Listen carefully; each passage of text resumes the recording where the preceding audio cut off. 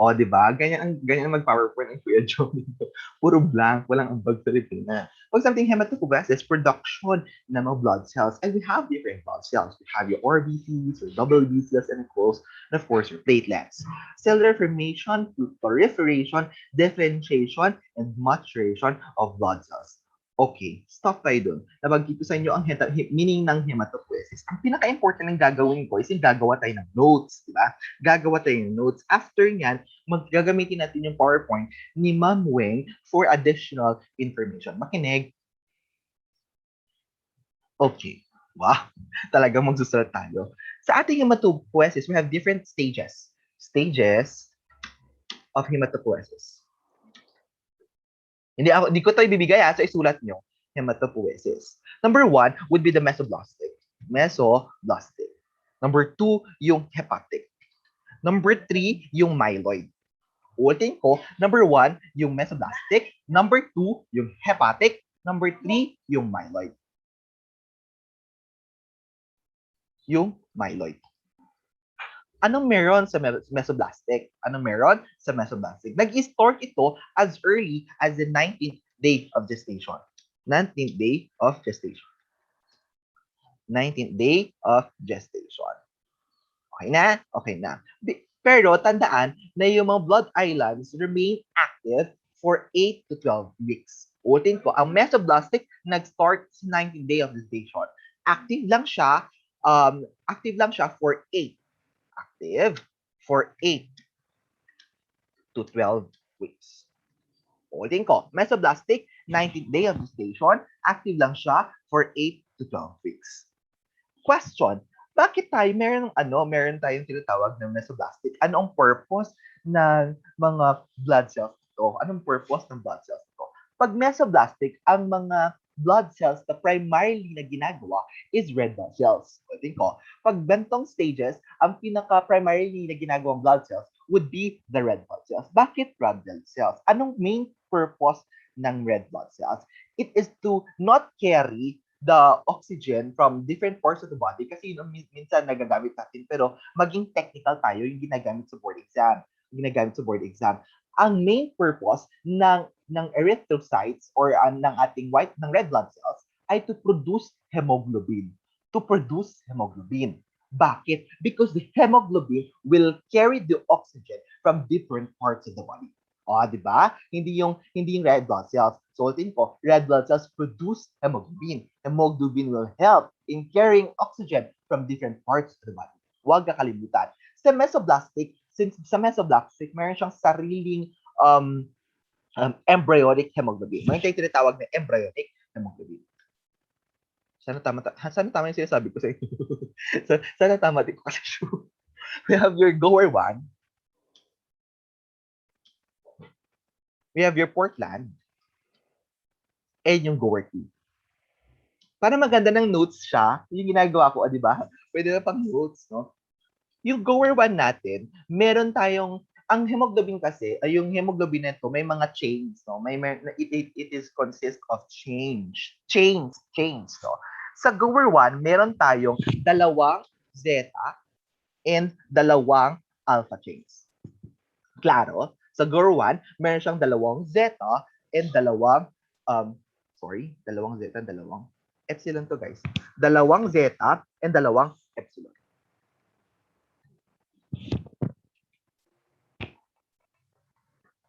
Important naman, meron tayong 2 zeta and 2 gamma chains. Sa goer 2, meron tayong 2 alpha and 2 epsilon chains.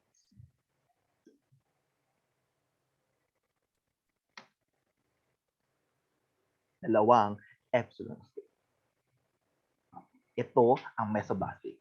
Di ba? May alam na kayo agad. Ang mesoblastic stage, isang stage or pinakaunang stage ng hematopoiesis. Nag-start ng 19th day of gestation. Active lang siya for 8 to 12 weeks. Mayroon siyang embryonic hemoglobin. Embryonic hemoglobin yan tawag goer 1, Portland, and goer 2. Ang goer 1 nag-consist ng 2 zeta chains and 2 epsilon chains. Ang Portland, 2 zeta chains and 2 gamma chains. Ang goer 2, 2 alpha chains and 2 epsilon chains. Stop. Medyo nabibigla pa kayo sa mga nangyayari. Kamusta ba yung lectures ninyo? Kamusta ang mga lectures ninyo, no? Baka nabibigla kayo sa pangyayari kasi ang bilis kumusalta. Tapos baka hindi nyo alam yung mga terms na to, na dalawang zeta, dalawang epsilon, goer 1, goer 2. So, ako bahala. Sige, next. Ang seryoso naman ng mukha ninyo. Sana okay lang kayo. Next, hepatic change. Hepatic stage. Sabi natin kanina, ang mesoblastic stage, active siya for 8 to 12 weeks. So, more likely, first 3 months. So, after 3 months, or by the third month, the yolk sac discontinues its role na. So, pag hepatic stage, papasok dito yung liver. Okay? Third month siya, papasok na dito yung liver. Okay? Liver. Siya yung magiging active. Medyo palitan natin yung liver, gawin natin fetal liver. Lover daw. Fetal liver. Fetal liver. Kanina, sa mesoblastic, ang primary na ginagawa ng blood cells would be erythrocytes or red blood cells. Sa hepatic stage, hindi lang red blood cells, nadagdagan natin ng granulocytes. Okay? Ang granulocyte is ang type ng white blood cells. Diba? Ang white blood cells, natin sa dalawa, granulocytes and agranulocytes. Granulocytes and agranulocytes. Ano yung mga granulocytes natin? Neutrophils. Ano pa? We have your neutrophils, basophils, and eosinophils. Neutrophils, basophils, and eosinophils. Okay na? Okay? Liver, ang primary organ natin, liver. Huwag kakalimutan, liver. Pero, active din, also active. Okay? Also active are the spleen,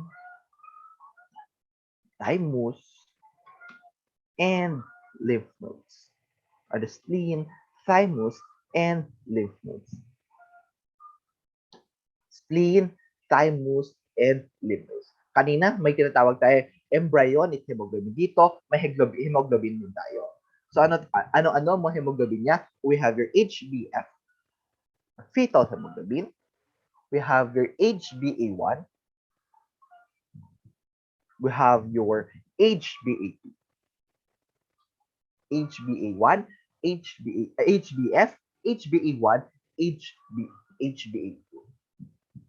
Kanina, may mga chains din yung embryonic hemoglobin natin. Yung hemoglobin sa hepatic naman, may mga chains. Dalawang alpha and dalawang gamma.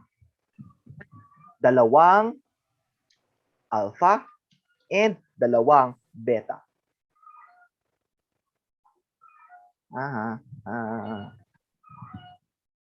Sana yung okay na yung mga manok. No? Dalawang alpha and dalawang delta. Okay na? Okay na, klaro. Yung gandang notes. Ang gandang notes. Third, yung second would be hepatic na starts sa third month. Ano nangyari dun sa mga embryonic hemoglobin natin o yung mga red blood cells na nagawa ng embryonic na mesoblastic stage, no? Nawawala. Ibig sabihin, yung mga primitive na cells ito nag-start na mag-disappear at hepatic stage. Also active or the spleen, thymus, and lymph nodes. Anong hemoglobin na present dito? We have your HbF, HbA1, and HbA2. HbF, HbA1, and HbA2. Ano mo composition ng chains? Pag HbF, dalawang alpha and dalawang gamma. Pag HbA1, dalawang alpha and dalawang beta. Pag HbA2, dalawang alpha and dalawang delta. Dalawang alpha and dalawang delta. Pag adult ka, of course, pag HbF, pinakamarami yan kapag bata ka, no? Pero pag adult ka, ang pinakamarami na, HbA1 or HbA2? Pag adult ka, anong pinakamarami? HbA1 or HbA2? Ang pinakamarami would be HbA1. HbA1. 95% is HbA1. Samantalang HbA2, 1 to 3%. 1 to 3%. Ulitin ko, pag HbA1, 95%. Greater or equal to 95%. Pero pag HbA2, 1 to 3%. 1 to 3%. Third one would be the myeloid. Myeloid. Okay. Anong meron dito sa myeloid? Between 5th and 6th month of gestation. between the 5th and 6th month of gestation, ano meron? The bone marrow becomes the primary site of hematopoiesis. Hematopoiesis. Nag-isip pa ako ng spelling hematopoiesis. Between 5th and 6th month of gestation, the bone marrow becomes the primary site of hematopoiesis. Alright na? So anong bones ng ng mga marrows ito? We have your nahati.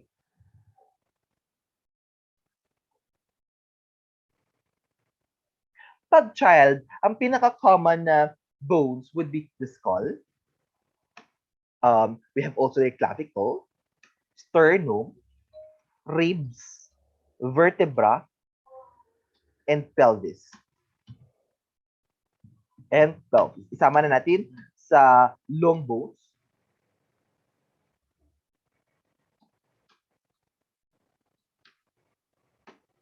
Of the arms and legs. Yan ang mga more likely common na bones, no? Bones for the production of your for the production of red blood cells during the marrow stage. Pag adult naman, merong flat bones,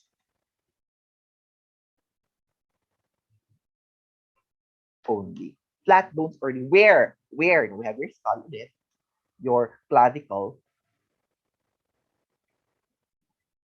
sternum, ribs, vertebra, pelvis, and the proximal ends. Proximal ends of the long bones. Or like yung mga femur natin and humerus. Kala mo naman, true yung sasabi ko. Pelvis. Char lang. Totoo. Clavicle. Okay na. Summarize natin. I-summarize natin, we have the 3 stages of hematopoiesis. Una, mesoblastic. Pangalawa, hepatic. Pangatlo, yung myeloid. Yung mesoblastic natin nag-start 90 day of gestation. Active yan 4 to 8 weeks. 8 to 12 weeks. 8 to 12. Meron siyang embryonic hemoglobin. We have gower 1, gower Portland, and gower 2. Yung composition ng gower 1, dalawang zeta, dalawang epsilon chains. Yung Portland naman, dalawang zeta, dalawang gamma chains. Yung gower 2 naman, dalawang alpha, dalawang epsilon chains. We have number 2, yung hepatic. Yung hepatic stage. Yung hepatic stage, just pangalan niya na, ang primary organ involved would be the liver, fetal liver. Pero also active din dito yung spleen, thymus, and lymph nodes. Kanina, sa mesoblastic, ang primary blood cells na naproproduce is red blood cells. Sa hepatic naman, red blood cells din, pero idagdag natin yung mga granulocytes. May mga hemoglobin din siya. Ano mga pangalan ng hemoglobin? HbF, HbA1, and HbA2. HbF, dalawang alpha, dalawang gamma. HbA1, dalawang alpha, dalawang beta. HbA2, dalawang alpha, and dalawang delta. Sa adult, ang pinakamarami, HbA1, na greater than or equal to 95%. Samantalang HbA2, 1 to 3%. 1 to 3%. The third one, last, would be myeloid. Between 5th and 6th month of gestation, the bone marrow becomes the primary site of hematopoiesis. Saan? Depende kung child yan or adult. Pag child, more likely sa skull, sa clavicle, sternum, ribs, vertebra, pelvis, and also in the long bones of the arms and legs. Pag adult, sa mga flat bones. Saan? Sa skull, sa clavicle, sa sternum, ribs, vertebra, pelvis, and the proximal ends of the lobes. Itong pinaka-importante. Minamorize ko yung board exam, pero may lumabas? Wala. Ang galing. Minamorize ko yung board exam. May kwento ako sa board exam kasi hematopoiesis ko. Ewan ko bakit ko tinanggap yung alok na group teaching, kasi hindi naman ako masyado. Nahihirapan ako sa hima. Kayo din ba? Dapat hindi lang ako nahihirapan. Nahihirapan ako sa hima. Yung pagpasok ko parang natakot na ako. Yun yung parang ihina ako pag hima. Ganun yung hima. Pero si Ma'am Weng naman, so kaya na ni Ma'am Weng yan. Tapos, nung board exam, diba, syempre, ang pinagtunan, pinampansin mo di hematology. Kasi ang hirap-hirap ng hima, hindi ko kaya. So, sa board exam, sabi ko, kaya, pwede naman. Tapos, pero may konting hirap. Iba hindi ko alam, wala akong idea. Wala talaga akong idea. Medyo marami-rami yon. Tapos, so binilang ko yung sure ko, out of 400, sabi ko, sana umabot ng 85 yung sure ko. So, kahit yung sure, yung hindi ko sure, ginawa ko sure para lang umabot sa 85. So, binilang ko siyang, pwede na to, okay, no? Yes, okay, plus 1. Tapos yung next item, hindi ko na naman sure, pwede na rin to, plus 2. Mga ganun tipo, para umabot sa 85. Kasi pag umabot ka sa 85, yung sure mo, pang top notcher. Pag umabot ng 75, pang pasado, ganun. So, feeling tayo, hanggang pang top notcher, kunyari ang kaya natin. So, ginawa ko hanggang 85 yung kaya. And then, after nyan, so, medyo mahirap na kaya naman. Pagkalabas ko ng testing room, sabi nila, okay. Sabi nila gano'n. Yung parang, ang saya nila, okay. Sabi ko, bakit super saya? Hindi naman ganun kadali. Bakit hindi naman ganun kahirap din? So parang sakto lang. Tapos yun pala, meron silang recalls. Yung recalls na yun, yung parang dating question na nung nakaraang board exam. Wala akong copy nun. 60% ng board exam galing dun. Ang sakit ng loob ko kasi wala akong copy nun. Hindi ko alam, din lang ako binigyan. Ang sakit ng loob ko, pero galit na galit ako, pero bawal magalit kasi nga may next subject pa. So, quiet na lang ako. As in, nanggigigil ako sinong di nagbigay na akin ng recalls. Akala ko ba 100% tayo, ba't di ka nagbibigay ng recalls? Kaya ayun, 97% na kami. Pero hindi ako yung bumagsak. Siyempre, flying colors, tagapatay. Yun, hematology yung third highest subject ko ata. Di ba sabi ko 85? Parang 85 ata yung nakuha ko doon. So, tiwala lang talaga sa sagot. Tiwala lang sa sagot. So, ang baba pa rin ng 85, guys. So, ayun. Next. Huwag niyo sabihin, huwag niyo tanongin yung highest subject ko. Ay, ko sabihin CC. Charot, feeling ano. Ako sabihin CC. Tapos sumunod, ABF. Ang pinakadulo ko, histopath, and metagloss, and bioethics. Ewan ko bakit. Nagtuturo naman ako ng NTLB. So, ewan ko bakit what? Tingnan natin kung sino yung last na may iwan sa pag-open ng cam. Sana okay lang kayo. So, yun lang naman ang kwento ko. Hanggang ngayon, inisipit pa yun ng loob ko dun sa coaster. Sana kasali din ako sa top notcher, di ba? Joke lang. Feeling, akala mo naman pa sino. Huwag sabihin kay Tom yan, kasi si Tom lecturer nyo sa leukocytes, no? Huwag sabihin kay Tom yan, no? Niloloko ko siya kasi di niya rin ako binigyan ng recalls, no? Kaibigan ko pa yung nagbibigay ng recalls, ha? joke lang. Ano, puro tawa na lang tayo? Okay. Okay na yan. Okay na tayo sa stages ng hematopoiesis. Punta tayo sa marrows. Kasi sabi ni Ma'am Wei, ang ating topic would be not just hematopoiesis, but the bone marrow evolution. Sabi ko naman, Ma'am, 2 hours yun. So, paano ko pagkakasyahin yung ating, ang tawag dun, yung bone marrow evaluation plus yung hematopoiesis. Pero sabi ko nga, ako bahala. Sa specimens. Punta tayo sa marrow specimens. Klaro tayo doon sa ating Klaro naman tayo doon sa ating stages of hematopoiesis. Pag itanong niyo si Rodax, no? Kung may tanong kayo, itanong niyo si Rodax. Guys, magandang libro, Rodax. As in. May 7th edition ng Rodax. Pinamaganda siya. Promise. Nagbasa ka doon, Kuya Jom? Hindi. Nagre-recommend pero hindi ko binasa. Ang galing. Rodax. Okay. We have your marrow specimens. May tinatawag tayong trephine or core. Trephine or core. Trephine or core biopsy. Sana okay lang kayo. And meron din tayo aspiration. Oh my God, isip pa. Bone marrow biopsy and aspiration. Sa trephine biopsy or sa bone marrow biopsy, ang ginagamit natin needle would be, sana alam to, trephine biopsy needle or your Jamshidi needle. Jamshidi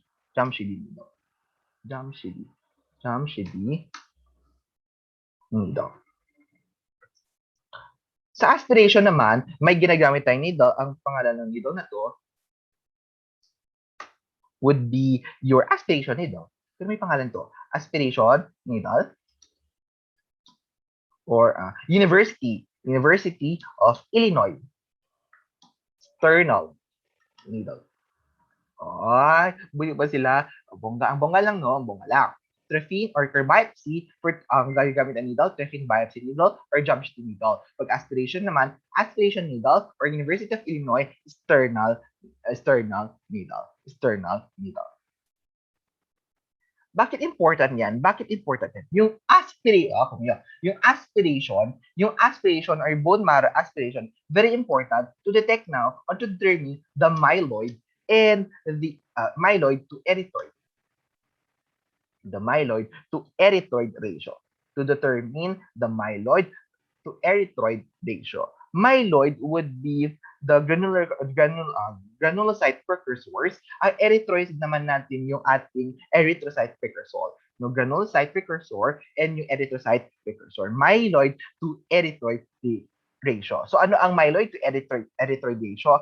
Numeric expression comparing the relative number of granulocytic precursor with the relative erythroid precursor in the bone marrow. So numeric expression, sulat pa ba? Hindi naman ata kailangan. Numeric expression comparing the relative number of granulocytic precursor with the relative erythrocytic precursors in the bone marrow. So anong normal? ME ratio. Normal ME ratio would be 2 to 4. 2 to 4 is to 1. Okay? Ang myeloid to erythroidation natin, 2 to 4 is to 1. 2 to 4 is to 1. Pero nag-vary yung ME ratio natin. Depende kung may mga circumstances. For example, infection. For example, infection. Ano siya? 6 is to 1. Bakit? Siyempre, mas maraming mga WBCs o mas maraming mga granulocytes kaysa sa erythrocytes. Mas maraming granulocytes kaysa sa mga erythrocytes. So, ang infection, 6 is to 1 ang ratio sa infection. Naintindihan? 6 is to 1. Pero meron din tayong leukemia. Natural, leukemia, mas maraming WBCs, di ba? So, ano to? 25 is to 1. 25 is to 1. Ito ang ating myeloid to erythroid ratio. Myeloid to erythroid ratio. Nagigets? Myeloid to erythroid ratio.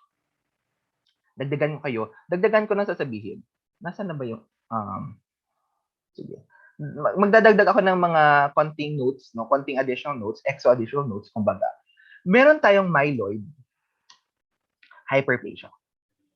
Sige nga, pag may myeloid hyperplasia, sa tingin nyo, mataas ang ME ratio or mababa ang ME ratio?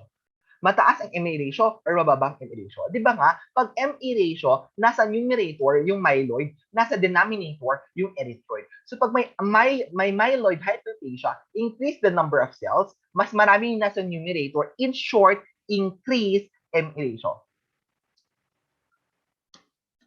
Sorry, hindi namin gets. Ano sinasabi mo? Okay ka lang ba? Myeloid hyperplasia.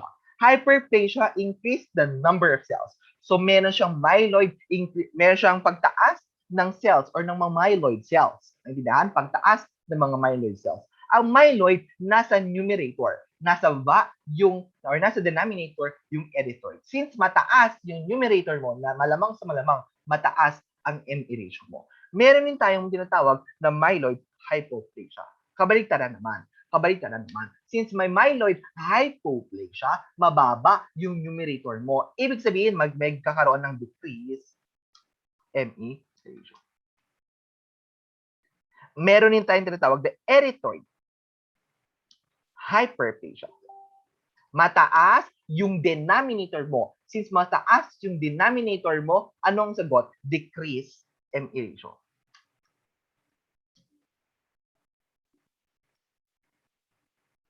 Nagigets? Next, erythroid hypoplasia. Pag may erythroid hypoplasia, mababa yung nasa denominator mo. So ano magiging quotient niya? Increase ME ratio. Basic math, tandaan ng basic math, naiintindihan?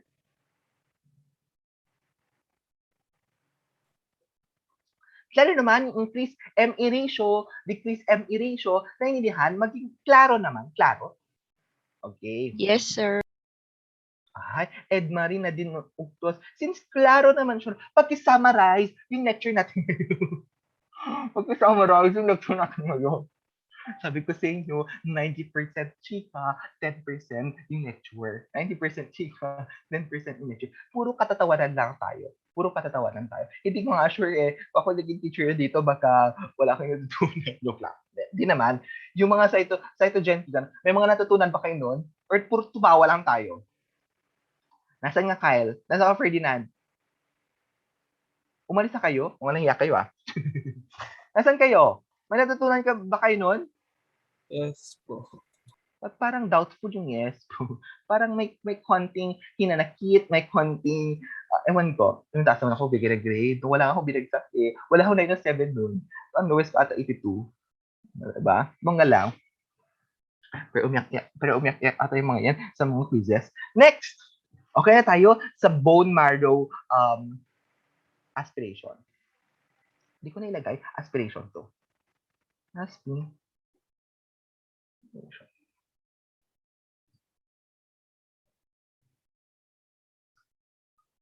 Yeah.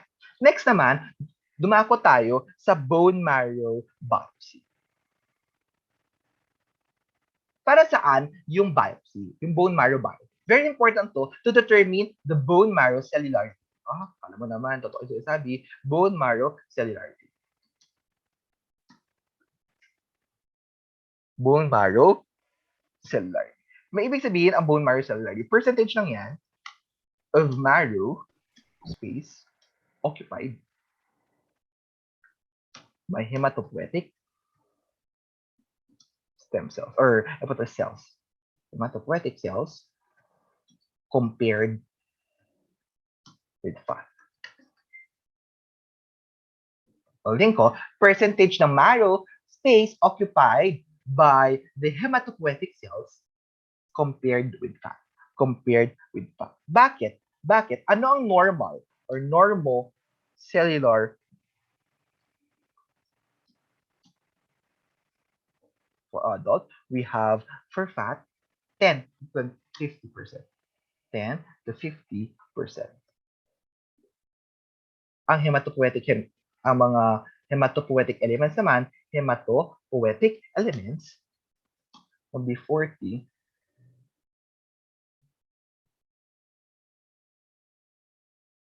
60. Ang galing naman niya. Apollo. Emmanuel, di maandal Apollo. May copy ka na ni. May copy ka ba ng mga lectures? 40 to 60%. Natutunan niyo na ba ito dati? Kay Ma'am Adu, kay Ma'am Ma'am Weng? Natutunan niyo na ba ito kay Ma'am Weng? Yung 40 to 60, yung fat 10 to 50%. Okay, nalaman niyo na yan? Hindi pa? Hindi pa? Okay. So, yan ang bone marrow cellularity. No? Percentage ng bone marrow space occupied by hematopoietic stem cells. Normal cellular marrow ng adult, 10 to 50%. Hematopoietic elements, 40 to 60%. O kapag kukunin natin yung average niyan, 50%. 50%. Lagyan nila yung fact, no? Because yung child na under 2 years, meron siyang 100% red marrow. Ibig sabihin, pag sabi ko red marrow, walang fat cells yun. More likely, hematopoietic stem cells lang. Hematopoietic elements lang yun. So, 100% daw ang red marrow ng child under 2 years. Under 2 years. Okay na? Okay na. Next, marrow differential. Marrow differential.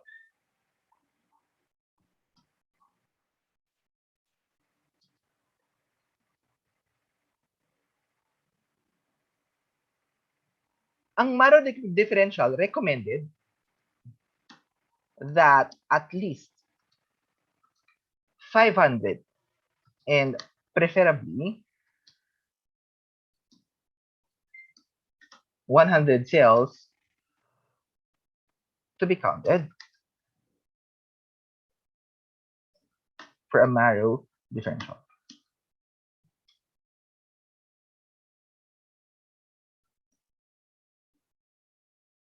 Okay. Recommended that at least 500, preferably 1,000 cells to be counted for a marrow differential, to count of marrow, to determine the marrow differential.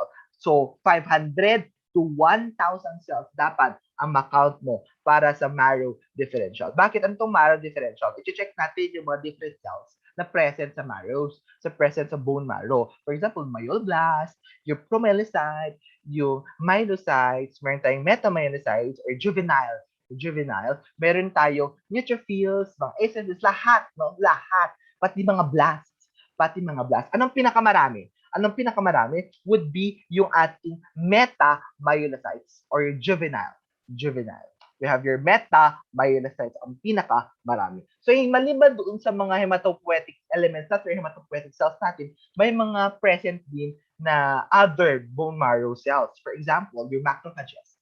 Yung macrophages, present din siya sa normal marrow. We have your mast cells. Present din siya sa ating marrow. We have your osteoblasts. Yung osteoblast, meron tayong osteoclasts. Ulitin ko, maliban sa mga others, sa mga hematopoietic cells natin, meron tayong other normal marrow cells. Normal marrow cells. Yung una would be your macrophage. Pangalawa, yung mast cells. Pangatlo, yung osteoblast. Pangatlo, osteoblast. Ito, tandaan nyo, yung osteoblast, meron siyang appearance na water bug or comet appearance. Minsan, confused with plasma cells. Yung osteoblast naman, meron siyang similarities with megakaryocyte. So, lalagyan natin misidentified as megakaryocytes. Guys, lumalabas sa board exam 2. Prepare sa board exam. Pati sa compre. Prepare sa compre. Pati final exam. So, ang osteoblast, na-confuse yung plasma cells. Ang osteoclast ay nag-misidentify as megakaryocytes. Huwag kalimutan na normal lang tong makikita mo sa bone marrow. Maliban, doon sa nabanggit ko kanina ng mga steps ng mga hematopoietic cells, normal din makakita ng macrophage, ng mast cells, ng osteoblast, at saka ng osteoclast. Naintindihan? Klaro, klaro? Ako yung nantok. Okay. May papakita ko sa yung picture.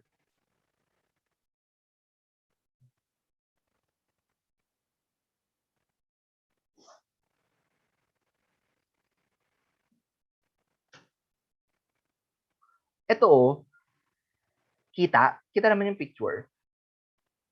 Yes. Ito yung pluripotent stem cell natin. Dito nanggagaling lahat. Okay? Dito nanggagaling lahat.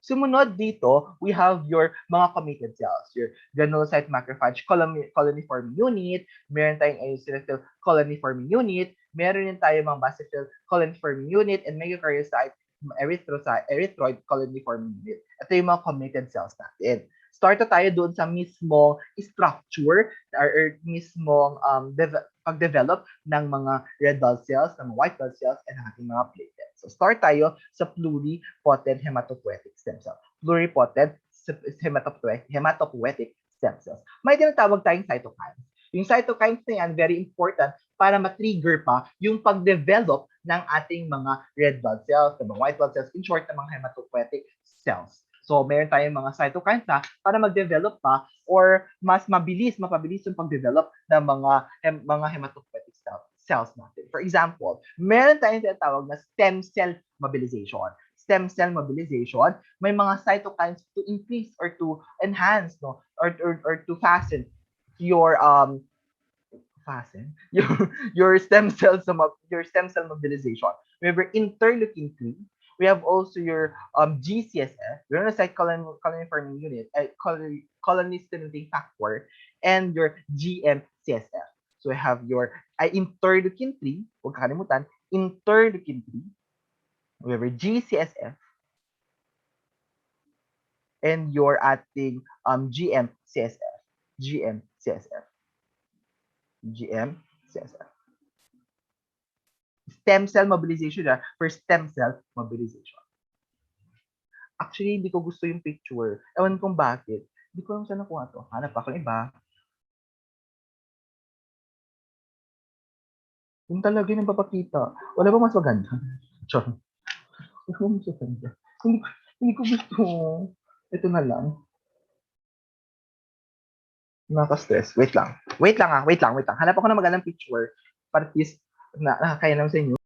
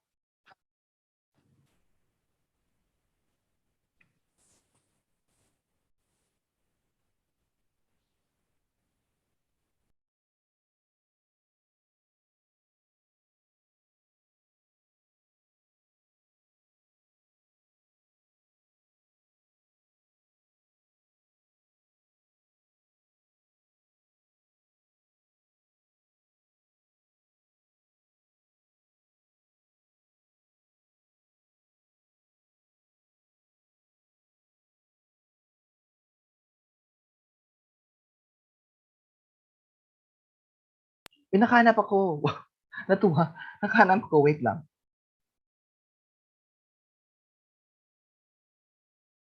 Ito yung picture. Ito yung natutuwa ako. Mayroong long-term self-renewing stem cell, short-term self-renewing stem cell, and we have what we call as a pluripotent hematopoietic stem cell. Pluripotent hematopoietic stem cell. Nandito nag-start lahat. Nandito nang galing lahat sa pluripotent hematopoietic stem cell. Nahati sa dalawang pluripotent ang ating mga progenitor cells. We have your common myeloid and your common lymphoid. Sa common myeloid, dito nanggagaling yung ating neutrophils, macrophage, or monocytes. We have your eosinophils, basophils, and of course, yung erythrocytes natin yung platelets. Pagdating dito sa lymphoid progenitor cells, ito yung mga ating mga B cells and of course, your T cells. Yung ating B cells and of course, your ating T cells. Huwag kalimutan tong part na to at saka yung sa may myeloid. So pag may myeloid, nahati ulit sa tatlo, granulocyte, monocyte progenitor, eosinophil basophil progenitor, and megakaryocyte erythrocyte progenitor. Pag granulocyte, monocyte progenitor, myeloblast, monoblast. And then, magdi-differentiate sila into neutrophils, monocytes, and of course, your macrophages.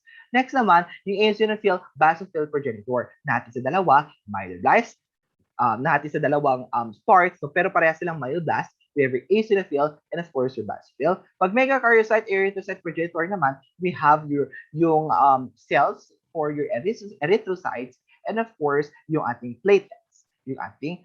Ito maganda tong table from Rodax. Maganda yung table from Rodax. Rodax ang basahin nyo for hematology. Ito yun guys, ito yung picture na hinahanap ko. Okay, huwag kakalimutan sinabi ko kanina yung ating stem cell mobilization. Stem cell mobilization, interleukin-3, your GCSF, or also known as granulocyte colony stimulating factor, your GM-CSF, your granulocyte megakaryocyte colony stimulating factor. May nakita kayo dyan, dendritic cell. Pakilagyan ng notes. Dendritic cell is the most potent phagocytic cell. It is the most potent phagocytic cell. Ulitin ko, it is the most potent phagocytic cell.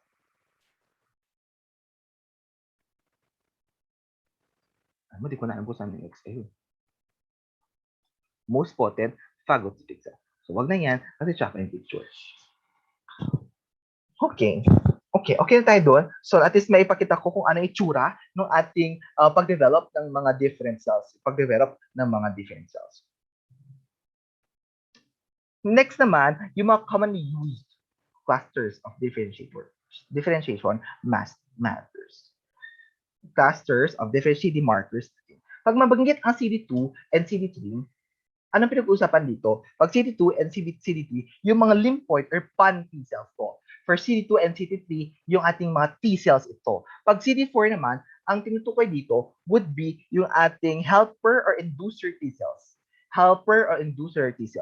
Pag CD8, we have your cytotoxic T cells. O di ko, pinaka-importante yung CD4 kasi helper T cells. Pag CD8 naman, cytotoxic T cells yan.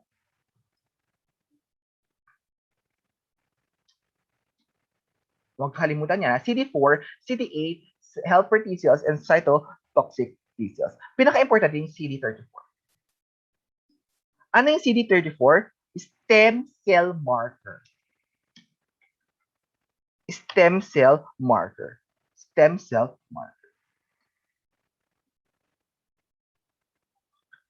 Feel ko alam niyo itong CD16 and 56. CD16 and CD56 for your NK cells.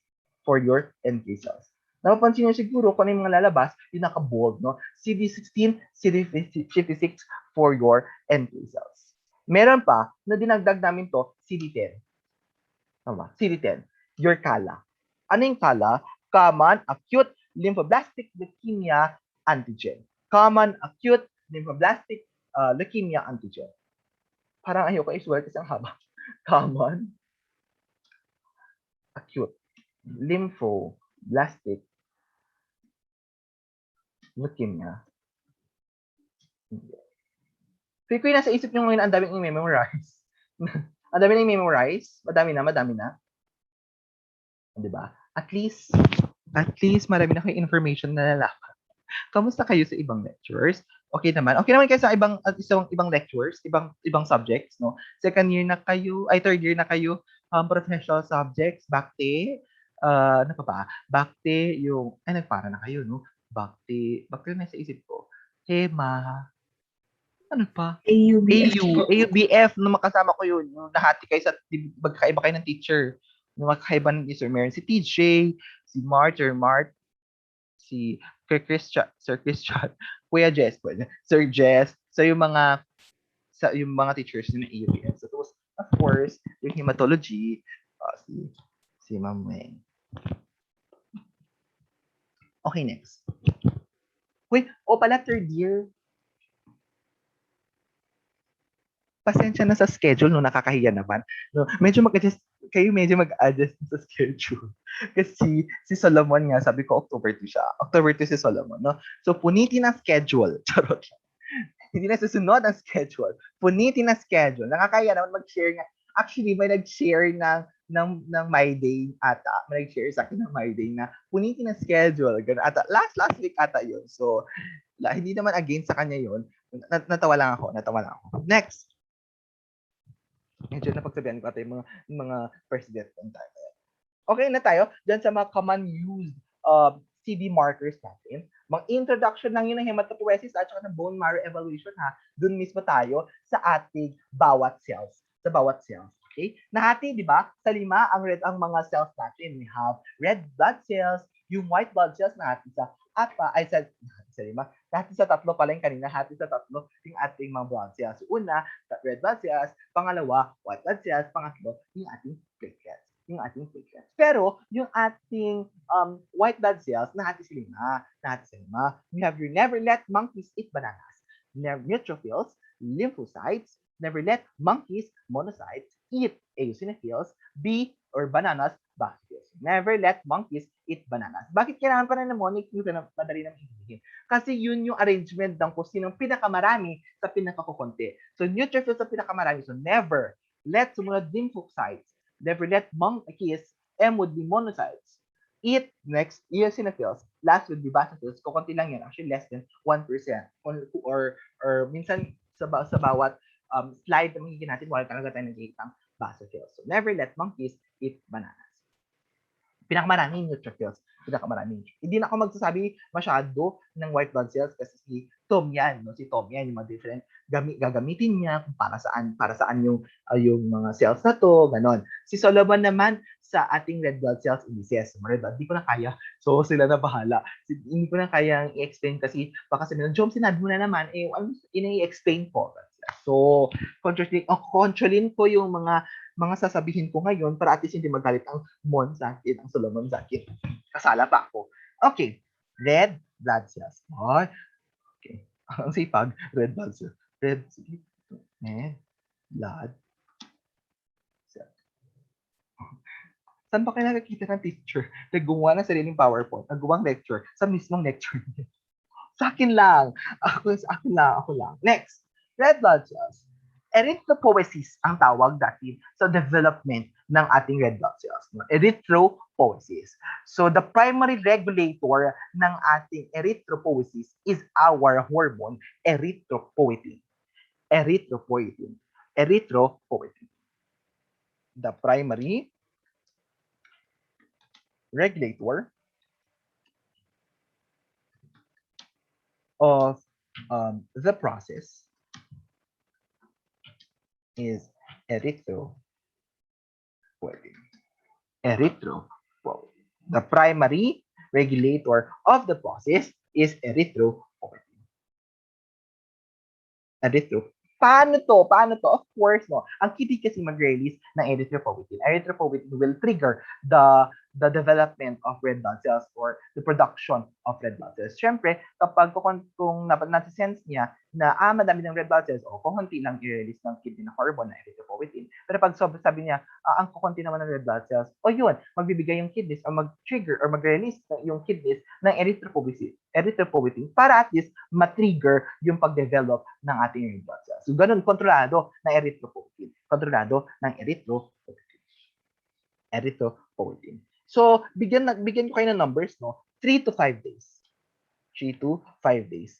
3 to 5 days ang usually tinitake or normally tinitake ng production ng reticulocytes or ng mature red blood cells from pronormoblasts. From pronormo 3 to 5 days for the production of reticulocytes, hindi reticulocytes. Nabanggit ko ba kayo na mature RBCs? Wrong, no? Reticulocytes, magkaibang reticulocytes sa mature RBCs. So, production of reticulocytes from pronormoblast. Pronormoblast. Immature pa rin ang reticulocytes, guys. Immature. Pronormoblasts. Production of reticulocytes from pronormoblast, 3 to 5 days. 3 to 5 days. 1 to 2 days naman, remain of retics in the bone marrow.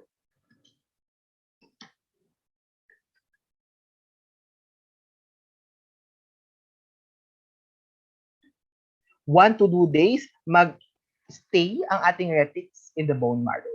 Retics in the bone marrow before being released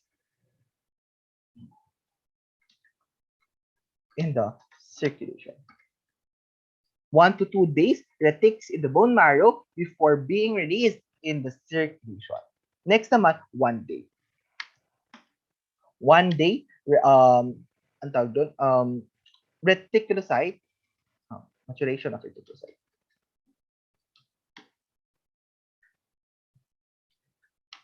In the peripheral circulation. Okay na. So, 3 to 5 days production ng reticulocytes from pronormoblast. 1 to 2 days, maiiwan or magstay muna ang ating retics bago siya i-release sa peripheral circulation. And pag nasa peripheral circulation na siya, mag-aantay pa siya ng isa pang araw para at least mag-mature. Okay na? So, meron tayong tinatawag na normoblast terminology. Ito yung gagamitin ko, normoblast. Number 1, yung pronormoblast. Stages na to, guys. Medyo kung nagtataka kayo, stages na to. Number 1 is your pronormoblast.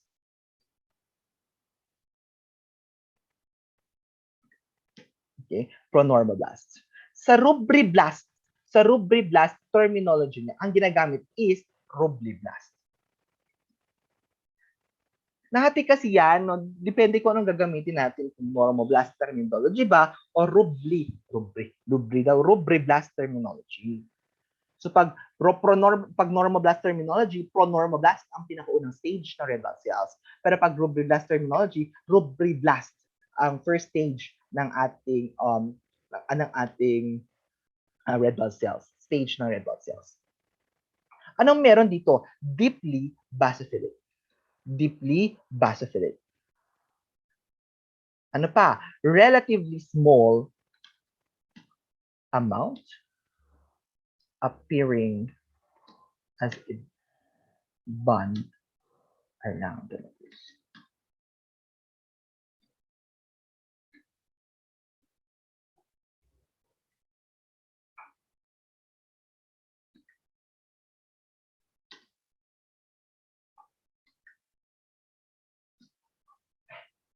Pwede kami nito. Deeply basophilic ang cytoplasm ng ating pronormoblast or rubriblast. Relatively small amount lang siya, appearing as a bond around the nucleus. In short, parang pinalibutan siya ng kokonting amount ng cytoplasm. And of course, it also may show a lighter area around the nucleus. O parang perinuclear halo. Parang halo lang siya around the nucleus. And it is non-granular. Cytoplasm is non-granular. Okay na. Next naman sa nucleus. Ang nucleus naman natin, relatively large. So, maliit ang cytoplasm, masyado malaki yung mga nucleus. So, pag tinanong sa inyo, ang NC ratio ng ating pronormoblast is 8:1. 8:1. Yeah. NC ratio, 8:1. Ano pa? Ano pang alam natin sa nucleus? Reddish, purple in color. What ay magagawa dito Bakit reddish purple in color? Fine chromatin pattern. chromatin pattern. Usually, 1 to 2 nucleoli. 1 to 2 nuclei. So yan yung ating rubiblast or ayusin natin yung notes nyo at least para at least mabasa kayo. Wait lang para maganda. Diba?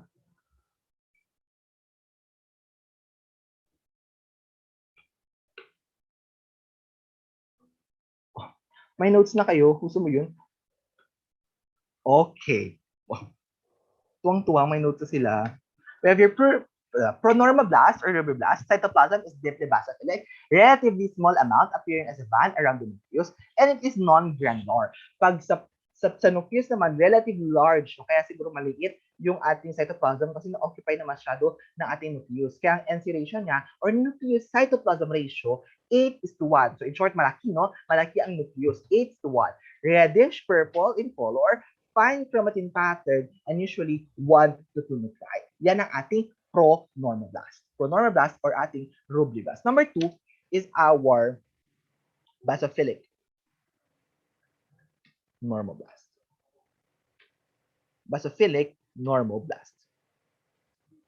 Ang cytoplasm ng ating basophilic normoblast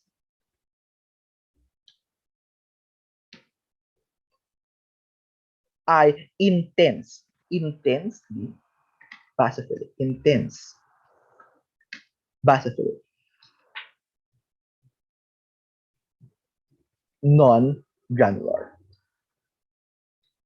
Sir, medyo nito kami sa pag-memorize. Sa hematology, masyado silang technical. Kasi for example, sino yung deeply basophilic sa intensely basophilic? Magkakaiba yan. Masyadong technical. Word by word, dapat alam mo. Pag ginamit yung deeply basophilic, pronormoblast ito. Since deeply basophilic siya yung pinakaunang stage ng red blood cells. Pinakaunang stage ng red blood cells. Mapapansin niyo yan. Yung pinakamalaki, siya yung pinakaunang stage ng red blood cells. Yung pinaka-deep or pinaka-basophilic, siya yung unang stage ng red blood cells. Kung sino yung walang granules, siya yung unang stage ng red blood cells. Nanindihan? So mapapansin nyo, deeply basophilic, mataas ang NC ratio, non-granular, mga first stage yan ng red blood cells. So pronormoblast, susunod basophilic normoblast kapag ginamit mo yung normoblast na nomenclature or terminology. Pero pag rubiblast naman ang ginamit mo, ang first stage niya, rubiblast, pangalawa naman, pro-rubiblast. Pro-rubiblast. Itong ginagamit ko, ewan ko, maganda siyang gamitin, madaling i-memorize. Yan, yung mga pronormoblast, basophilic normoblast. Parang ang ganda, mas madali siyang i-memorize. Pronormoblast, basophilic normoblast, susunod yung polychromatophilic normoblast. Mamaya, ayusin ko yan. Doon tayo sa ating nucleus. Nucleus niya. Ano meron sa nucleus niya?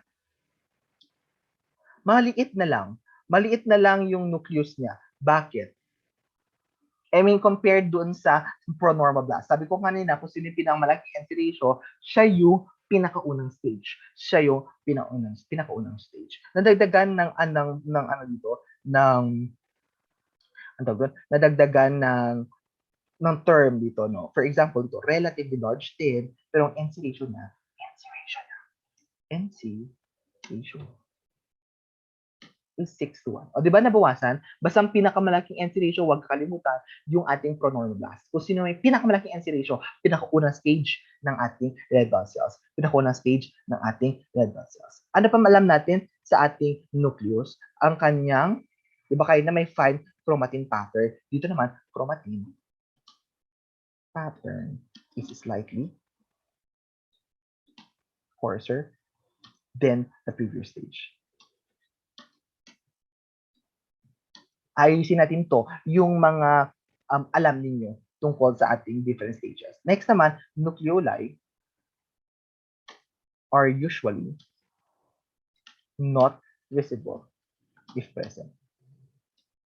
Usually not visible when present. O, di ba? Nakikita niyo na yung two stages pa lang, pero nakikita niyo yung pagkakaiba. Una, natural, paliit na ng paliit yung NC ratio. Pangalawa, nagiging forced na yung chromatin pattern pag nagmamature. Pangatlo, yung term na ginagamit sa pagiging basophilic ng ating cytoplasm. Deeply yung pinakauna, sumunod intense na lang. Sa susunod, magiging ano na lang yan, mga blue to gray, mga ganun. Mga blue to gray, pinker, so at least medyo nag-light na yung color. Pangatlo, yung presence ng mga granules. Mamaya, hindi na non-granular yan. Siguro maglalagay tayo ng konting mga small amounts of granules, mga ganun. So, wait lang, mag-rest muna kayo mga 5 minutes, a bladder break ng 5 minutes kasi mag-charge lang ako saglit. Bladder break for 5 minutes.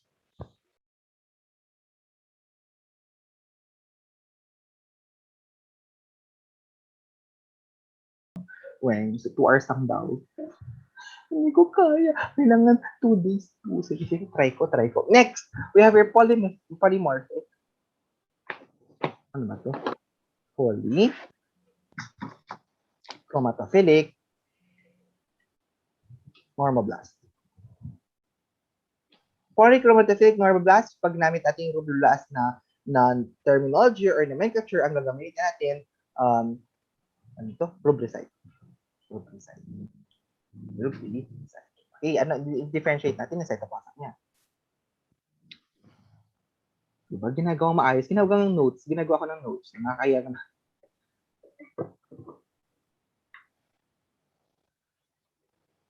Okay. Anong cytoplasm niya? Blue to gray to pink. Blue gray to pink.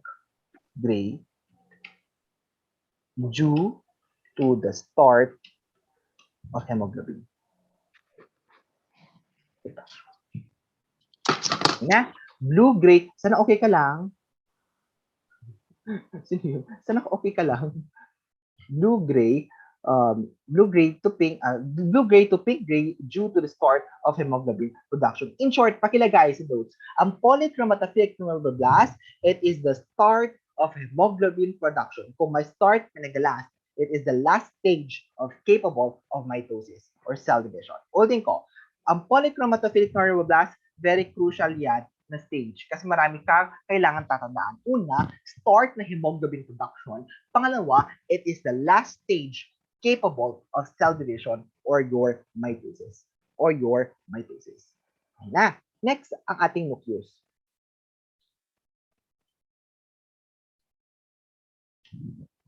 Ang nucleus naman natin is smaller.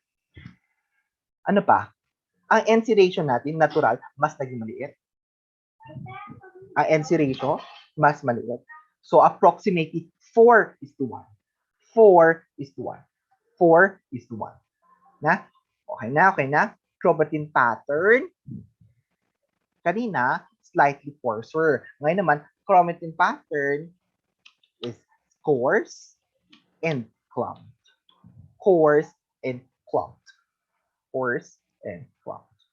Next, number 4, yung ating orthochromatophilic normoblast. Orthochromatophilic normoblast.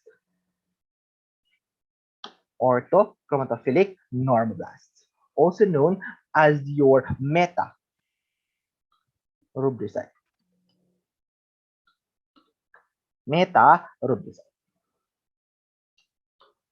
So, anong cytoplasm? Ano ang itsura ng cytoplasm? Cytoplasm is pinker than the previous stage. So, pinker lang because of course nag-start na yung ating hemoglobin synthesis. And of course, yung nucleus natin, ang NC ratio is maliit na 1:2. 1:2. Dagdag sa notes, yung orthochromatophilic normoblast, last stage na nucleated siya. So, last nucleated stage, and ang ginagamit nating term dito is pycnotic nucleus. Last nucleated stage, at ang nucleus niya, pycnotic. So, pycnotic nucleus. Huwag kakalimutan, orthochromatophilic normoblast.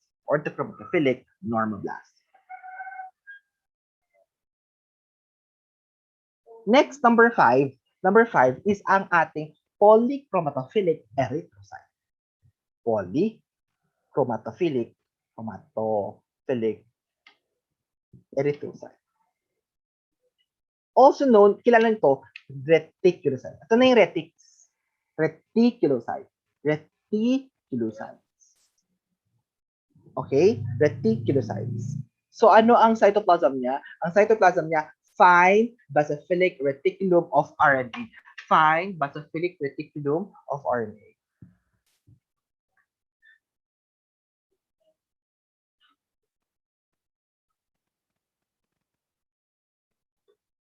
So ang cytoplasm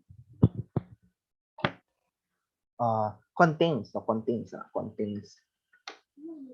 fine basophilic reticulum of RNA. Tong fine basophilic reticulum ng RNA, nag-stain yan sa mga supravital stains lang.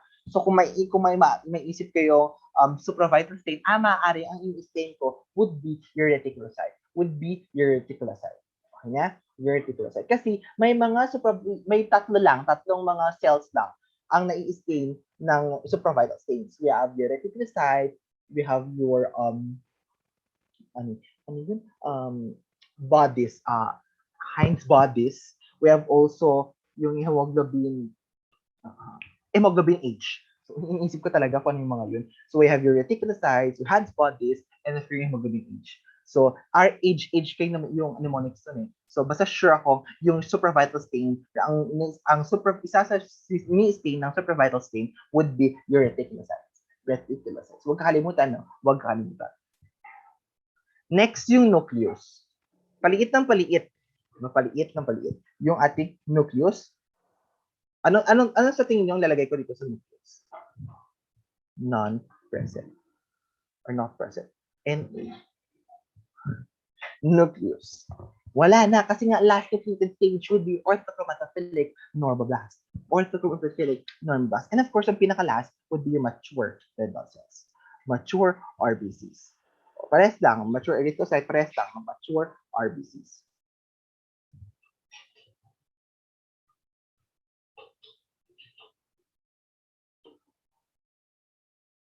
So, anong cytoplasm niya? Ang cytoplasm would be pink in color. Because of your hemoglobin. Pink in color. Describe na natin yung mature red blood cells. The mature red blood cells, a non-nucleated, round or discoid, biconcave cell. Anong palatandaan natin dito kung mature na, ang ganda ng notes. Pag-describe ng mga, ang ganda ng notes, no? Okay. Anong basis natin pang-describe kung ang nakita natin is immature RBCs or mature RBC? No? Kung mapapansin niyo dyan, as cell matures, chromatin becomes coarser. Tandaan niyo na, pag chromatin mo naging coarser, chromatin becomes coarser. So bakit, ano mga characteristic ng mga immature blood cells? Pansinin niyo yung mga immature blood cells. Ito yung mga characteristic. Number 1, ang lalaki ng size. Large size. Pangalawa, basophilic yung cytoplasm niya. Diba? Basophilic yung cytoplasm niya. Ito yung sinasabi ko characteristic ng mga immature blood cells, no? Particularly yung pinakaunang stage. Number 1, malalaki yung size, large size. Pangalawa, basophilic yung cytoplasm niya. Pangatlo, absent ng mga granules. Absence of granules. Pang-apat would be mataas ang end ratio. Panglima, tumutunog. So, ulitin ko, large size. Pangalawa, basophilic yung cytoplasm. Ano yung pangatlo? Pangatlo, absence ng granules. Pang-apat would be yung mataas ang end ratio. Panglima, large yung mga nucleus. May mga nucleus. Pang-anim would the presence of nucleoli. Pang-pito, fine yung mga chromatin. Sabi ko kanina, nagiging core siya pag nagmamature siya. Huwag kakalimutan yung 7 characteristics ng immature red blood cells. Yung una, malalaking size. large size. Pangalawa, basophilic yung ating cytoplasm. Pangatlo, absence ng mga granules. Pang-apat would be large ang nucleus. Pang-lima, yung mataas ang N ratio. Pang-anim, presence ng nucleoli. And pang-pito, fine ang chromatin. Fine ang ating chromatin. Okay na? Okay na dito? At least na-differentiate yung ating mga stages ng red blood cells. Na-differentiate yung stages ng red blood cells. Nagtagan sa notes na 16 erythrocytes may be produced from each pronormoblast. 16 erythrocytes may be produced from each pronormoblast. So, isa-isang pronormoblast, 16 erythrocytes ang pwedeng ma-produce. And the red blood cells of the circulating blood have a lifespan of approximately 120 days or 120 plus minus 20 days. So mga 100 to 140 days. Ang average niyan, 120 days. Ang sagot pa rin 120 days. 120 days. Guys, meron tayong tinatawag na asynchronous erythropoiesis. Asynchronous erythropoiesis. Isulat. Ang asynchronous erythropoiesis may dalawang types. Megaloblastic at saka iron deficiency. Megaloblastic at iron deficiency. Anong ibig sabihin ng asynchronous erythropoiesis? Nauunang mag-mature yung nucleus kesa sa cytoplasm or mas nauunang mag-mature yung cytoplasm kesa sa nucleus. Okay? Kaya asynchronous erythropoiesis. Example, yung ating megaloblastic at saka iron deficiency. Pag megaloblastic, nucleus logs behind cytoplasm.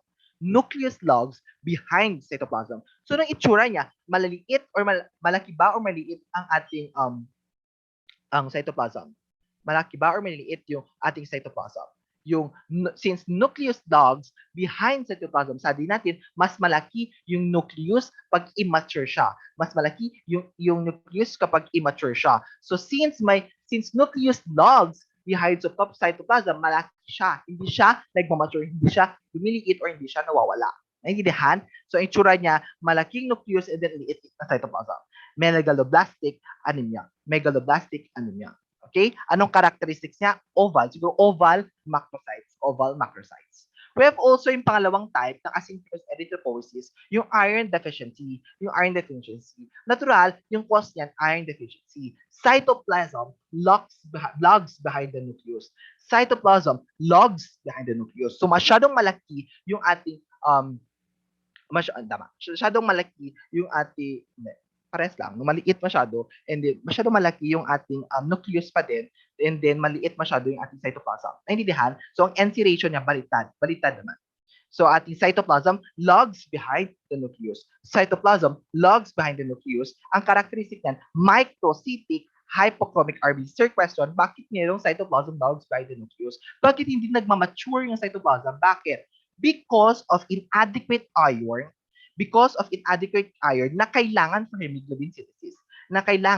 hemoglobin synthesis. Naintindihan? So, dalawang types megaloblastic at saka iron deficiency. Sa megaloblastic, nucleus logs behind cytoplasm. Sa ating iron deficiency, cytoplasm logs behind your nucleus. So, example nito, yung ating pernicious anemia and of course, yung iron deficiency anemia. May ganong instances yung asynchronous na development. I-summarize nga natin yung ating red blood cell maturation, Una, pronormoblast. Other term would be rubiblast. Pangalawa, basophilic normoblast. Other term would be prorubinoblast. Pangatlo, yung polychromatophilic normoblast.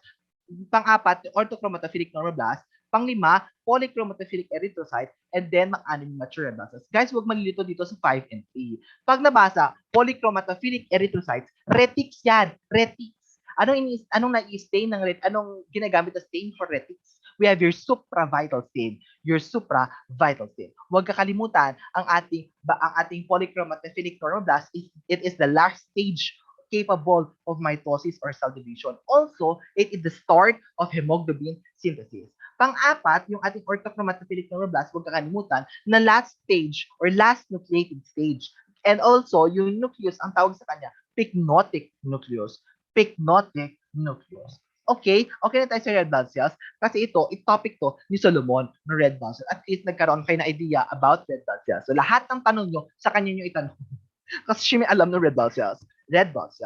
Okay na? Okay na, red blood. Huwag kalimutan din na as cell mature, chromatin becomes coarser. Doon tayo sa ating granulocytes. Doon tayo sa ating granulocytes. So, kanina, red blood cells yan. Doon tayo sa granulocytes. Nilagyan ko nga. Red blood cells. RBCs.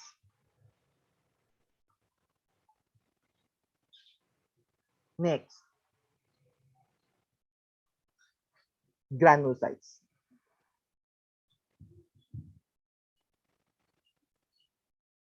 Okay. Yung granulocytes natin, number 1. Wala, di na pangit. Pangit na siya.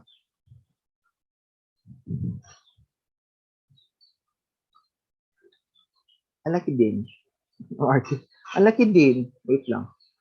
12, 11. Okay, yaman na. Sa ating granulocytes, meron tayong tinatawag na myeloblast. Myeloblast or myeloblast. Bala kayo. Myeloblast na lang, parang ganda pakinggan. Myeloblast or myelo. So, myeloblast. Yan. Meron tayong pro-myelocyte. Spell. Pro-myelocyte. Meron din tayong myelocyte. Meta-myelocyte. Band stage. And of course, mature granulocyte. Pasulat. Ako magsasalita. Sa myeloblast, small amount in relation to the rest of the cell ang kanyang cytoplasm. Cytoplasm, small amount. Ang nucleus niya, round or slightly oval, occupies about 4/5 of the cell. So, importante, yung NC ratio dito, ang NC ratio dito, pwede ba magsulat dito? Paano to? Ay, ganun. Pwede pala. Parang tongo. Pwede pa. Pero kasi ang pangit. Hindi ko type. Sige. Ulitin ko. Ang myeloblast, ang NC ratio niya 4:1. Di ba ang pangit? 4:1. Ang myeloblast, ang NC ratio niya 4:1. For promyelocyte, ang NC ratio niya 3:1 to 2:1. 3:1 to 2:1. Naintindihan? Ang promyelocyte, 3:1 to 2:1. Palagay na yung sa promyelocyte, meron siyang appearance of primary or non-specific granules. Appearance of primary or non-specific granules. Tandaan, ano yung mga granulocytes kasi natin? We have your neutrophils, eosinophils, and your basophils. NEB. Meron itong tawag na NEB. Ito yung ating mga granulocytes. Kaya granulocyte siya kasi may granules siya. Kailan nag-start yung primary granules? Kailan nagpo-produce yung ating primary granules? Sa promyelocyte. Para hindi madaling maintindihan, yung P stands for primary stands for promyelocyte. Promyelocytes. Naintindihan? Ang ating myelocyte, guys, very simple lang, ating granulocyte. Ang focus kasi natin yung RBCs, no? Kasi yung next topic, no? Ang ating myelocyte naman, last stage capable of cell division. Myelocyte, last stage capable of division. Last stage capable of division. Paano ko ini-next? Ganun. Paano ko ini-next? Paano timang? Alam ko na. Last stage capable of division. Ang ating myelocyte, last stage capable of division, idagdag din ninyo. Ay, ganun. Ay, ganito pala. Alam, parang tanga. Parang tanga. Ngayon ko na-realize ano nangyayari. Wait lang ha. Nag-get ko na. First time gumamit. Hindi ko lang medyo, hindi lang nagkaroon ng mga idea. Wait lang. Nag-isip ako ng magandang gawin. Okay mag-bash. Sorry. Ito na.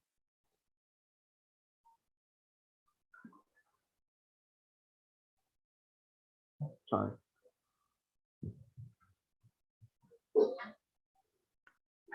Tapos, anong gagawin ko? Wala kasi dito yung yung whiteboard. Ay, di ba lang siya PowerPoint, no? So, hayaan mo na. Sige, hayaan mo na.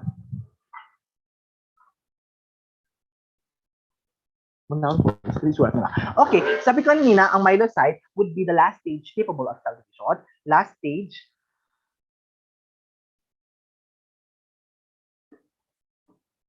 Myelocyte would be the last stage capable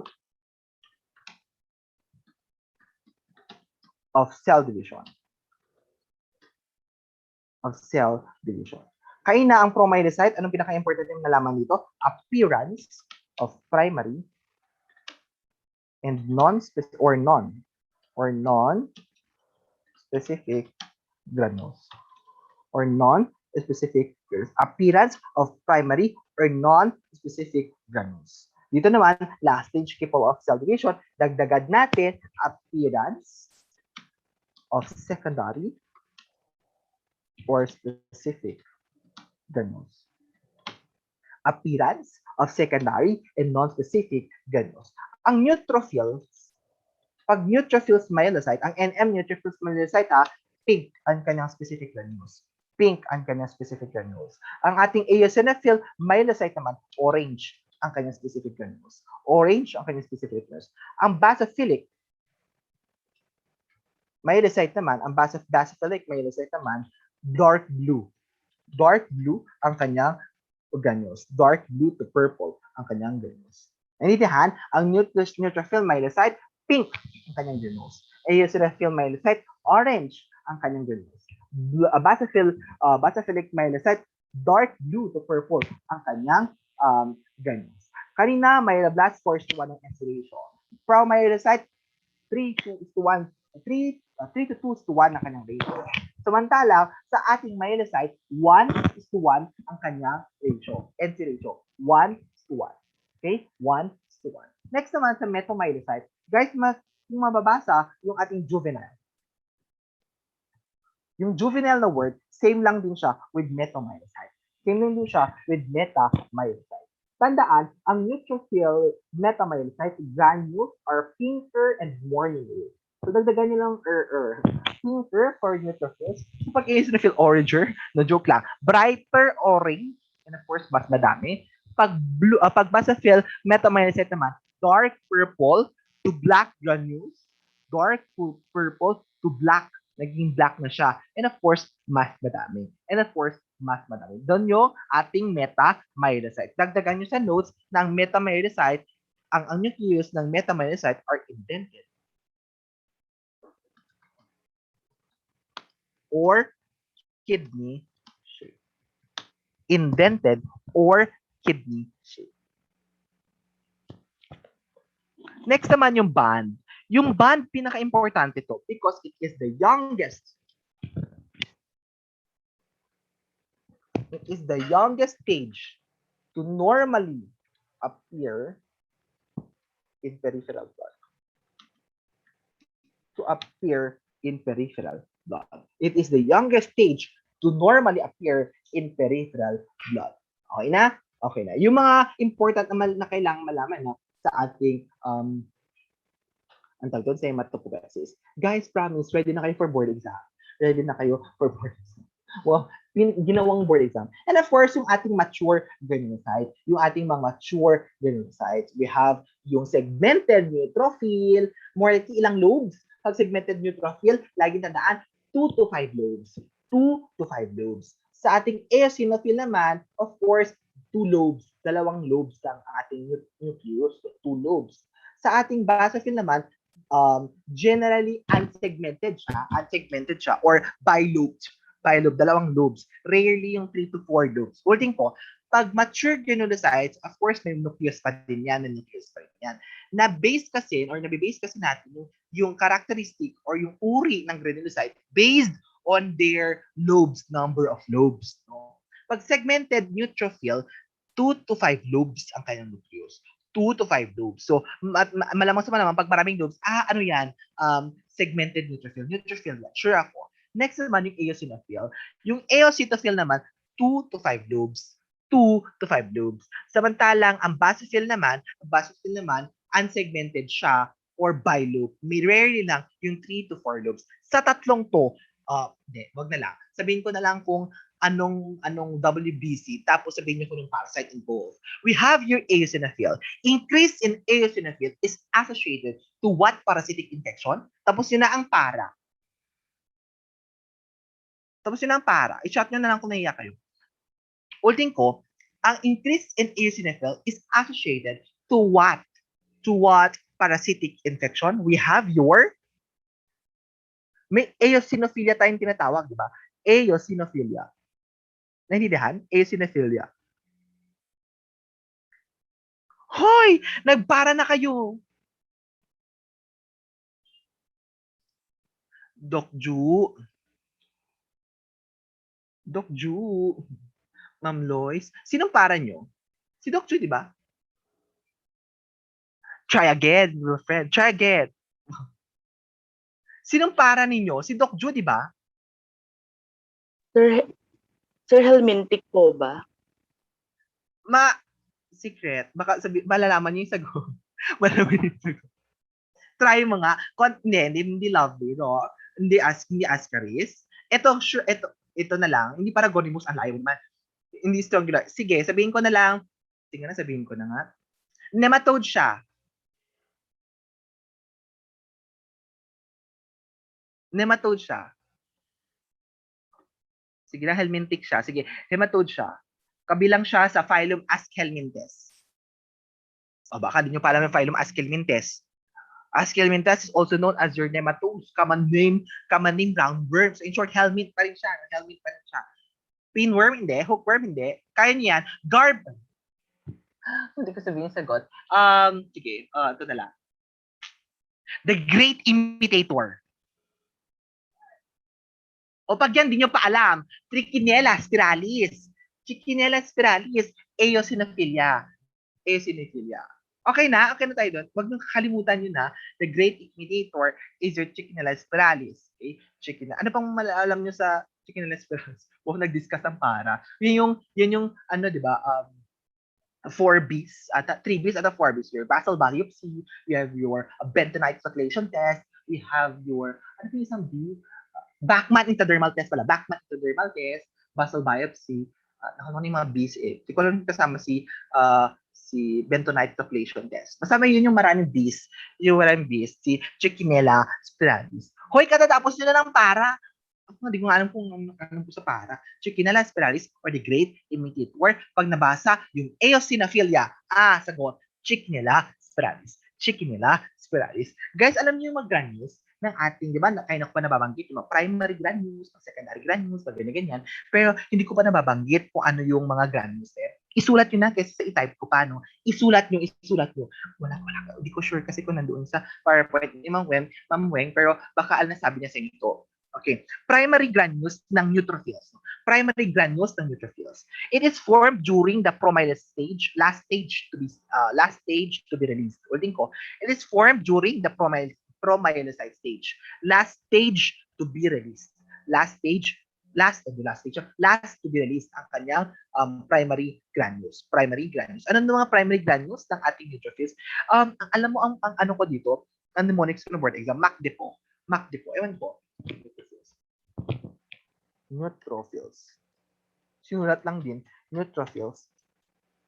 We have primary. MacDepo. Di ko lang sure kung makatulong yung MacDepo sa inyo kasi yung M, myeloperoxidase, yung A, acid beta-glycerylphosphatase, yung C, catepsins, yung D, defensins, yung E, elastase, yung P, proteinase, yung O naman, others. So, di ko sure kung nakatulong ng others pa ako. MacDepo for your myeloperoxidase, your acid beta-glycerylphosphatase, your defensins, your catepsins, your elastase, your proteinase, and of course, yung O, others. MacDepo. Hindi ko alam kung ano yung mnemonic sa secondary. Okay lang yung motor, kaya niya yan. Secondary, we have, hindi ko alam yung mnemonic dito eh. Sulat niya na, beta-2 microglobulin, collagenase, gelatinase, lactoferrin, neutrophil gelatinase associated lipocalin, transcobalamin 1, and others. Sir, ang bilis, naka-record naman. Ulitin ko, beta-2 microglobulin, yung collagenase, gelatinase, lactoferrin, neutrophil gelatinase associated lipocalin, transcobalamin 1, and others. Transcobalamin 1 and others. So, sabi ko ngayon na napo-form siya during myelocyte stage. Okay? Idagdag nyo, na-form din siya during meta-myelocyte stage. So it is formed during myelocyte stage and meta-myelocyte stages. Meta-myelocyte stages. Guys, ang ating neutrophil, meron siyang tertiary granules. Sa Henry's, isa lang ata nabanggit sa Henry's, that is your gelatinase. Gelatinase. Huwag kakalimutan na, gelatinase. Pero, according to Rodax, marami pa siyang mga tertiary granules. We have your gelatinase, collagenase, lysozyme, we have your acetyltransferase, and beta-2 microglobulin. Beta-2 microglobulin. Parang, anong mo at ako dito is, tertiary siya, diba? Tertiary siya, diba? It is formed during meta-myelocyte advanced stage naman. Ang pneumonics ko dito parang G bakla, yung G gelatinase, B beta-2 microglobulin, C is our collagenase, and then L lysozyme, A acetyltransferase. Susulat ko, G bakla. Sabi niya, ganun. Tertiary na kasi. So G bakla. G bakla. Ang corny. Yung secondary, hindi ko maalala. Second tertiary, G bakla. We have your gelatinase. We have your beta-2 microglobulin. We have your C is your collagenase, L lysozyme, A acetyltransferase. Acetyltransferase. Next, meron tayong tinatawag na secretory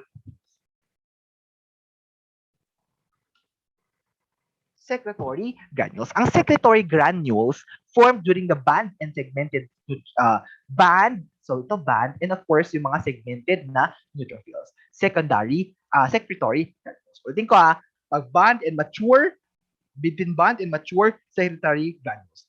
Metamyelocyte and band stage, tertiary granules. Myelocyte and metamyelocyte, secondary granules.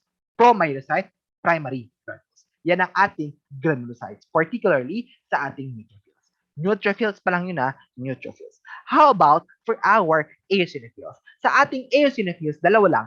Primary granules, secondary granules, di ba dalawa? Lima pala sila. Primary granules, secondary granules, small lysosomal granules, lipid bodies, and storage vesicles. Wag na yung storage vesicles, parang ano lang sila, important na sila to carry protein. So, we have your primary granules, secondary granules, small lysosomal granules, and lipid granules. Primary granules, secondary granules, and small lysosomal granules, isama ang lipid bodies. So, primary granules, sabi ko na pro-myelocyte stage. It is formed during pro-myelocyte stage. It contains your Charcot-Leyden crystals. It contains your Charcot-Leyden crystals. Sa para, favorite ko talaga para, no? Sa para, anong una pumapasok ano pumapasok na nabanggit ko yung sagot. Ano pumapasok na parasite kapag tinitig yung Charcot-Leyden crystals? Chat nyo na lang. Charcot-Leyden crystals. Anong pumpasok na parasite pag nabanggit yung Charcot-Leyden crystals? Ihis salvita. So, ayun lang. Share ko lang. Kaya nyo na pala. Guys, may question ako sa inyo. May chika ko. Ay, ayun, wala sa pala. May chika ko. Kamusta pa rin exemption ng para? Kamusta yung exemption ng para dati? Di ba madali naman? Ay, hindi ako may gawa ng part 1 Part 2 lang. Walang kausap. Sige, text na lang. Next. So hehe na lang po. Sa scam. Hoy, ang dali ko yan nun. Ang dali nun. Sa akin sa akin. Yung ginawa ko. Ewan yung ginawa ni Doc Ju kasi alam niyo naman ang kagalingan talaga ng Doc Ju. Hindi mapantay yan. The best talaga yan. Favorite teacher ko si Doc Ju. As in, sa kanya ko nakita bakit sa kanya siya ang dahilan bakit gusto ko mag-academic. Isa siya sa dahilan bakit gusto ko pumasok sa academic. Si Doc Ju talaga. Doc Ju.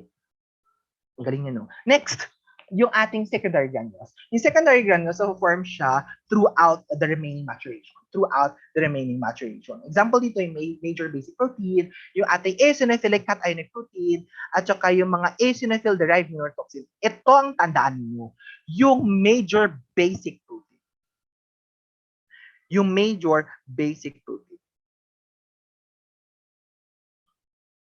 Wait lang.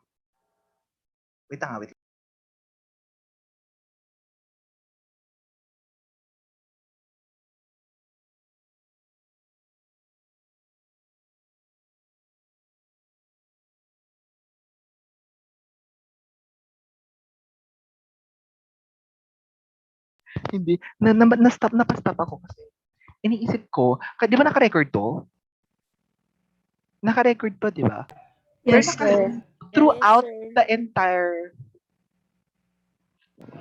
the entire ang tawag doon, session, anong nakikita nyo? Yung ano lang, yung ang tawag doon?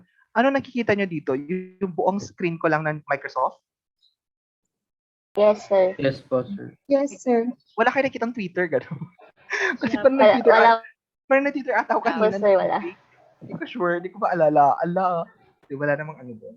Wala namang, medyo natakot ako ng slide to. Hindi ko lang iniisip ko na mabuti. Baka masira yung reputasyon ko. joke lang. So, ayun na nga. So, lagi tandaan, so secondary gland, so major basic protein, at saka eosinophilic cationic protein. Itong lumabas sa board exam. Yung small lysosomal granules and lipid bodies.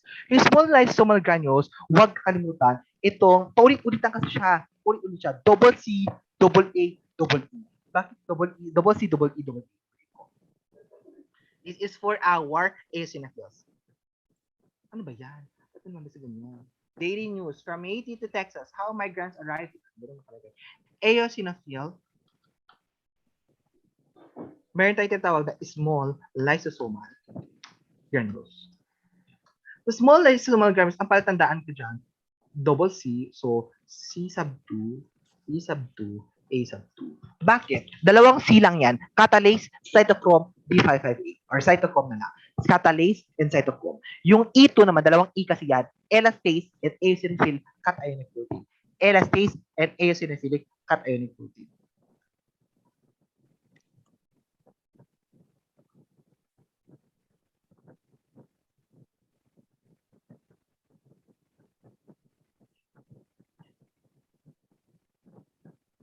Totoo ba? O sige, yung ating small lysosomal granules, meron tayong CEA. O di ko, CEA. Ano yung CEA? We have your catalase and your cytochrome B558. Yung sa catalase and cytochrome B558. Cytochrome B558. Yung next naman yung letter E. Letter E is your elastase and eosinophil cationic protein. Elastase and eosinophil cationic protein. Ulitin ko, elastase, eosinophil, and eosinophil cationic protein. Yung A naman na isa, we have your acid phosphatase and aryl sulfatase B.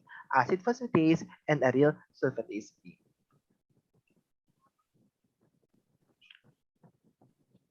Next, yung lipid bodies. Lipid bodies.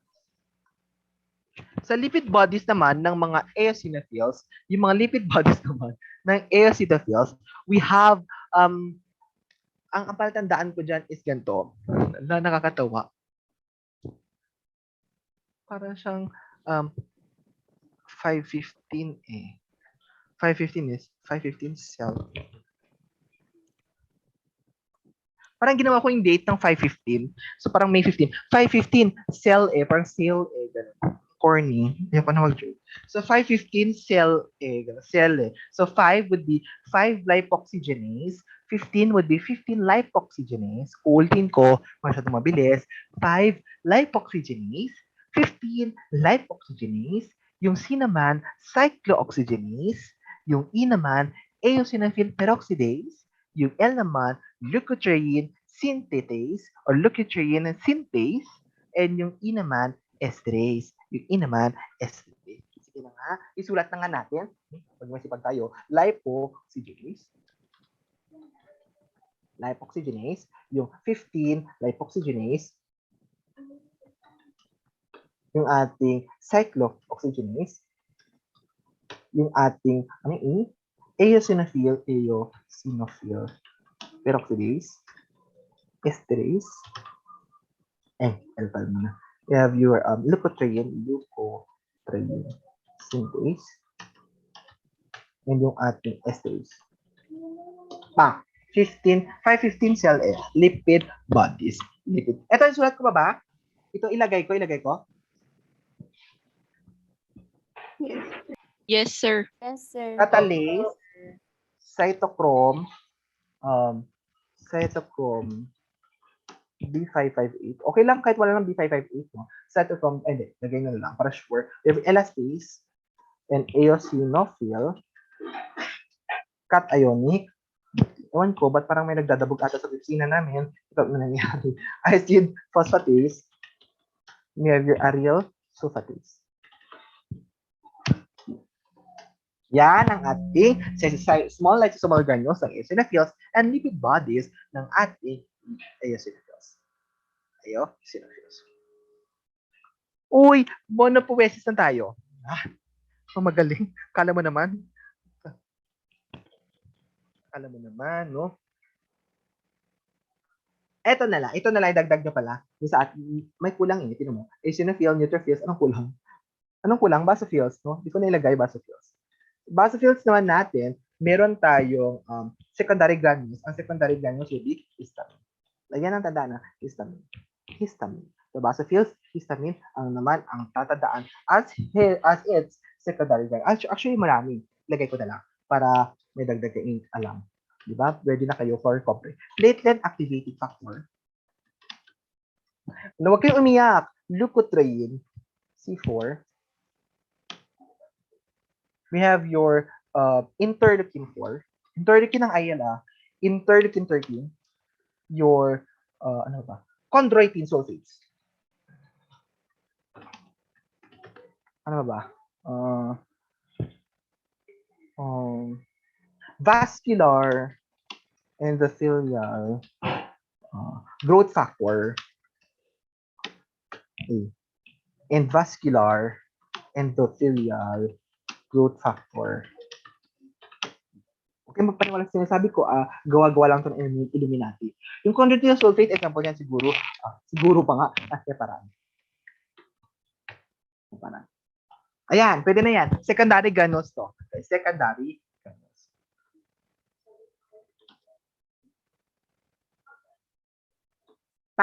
Okay. Okay na.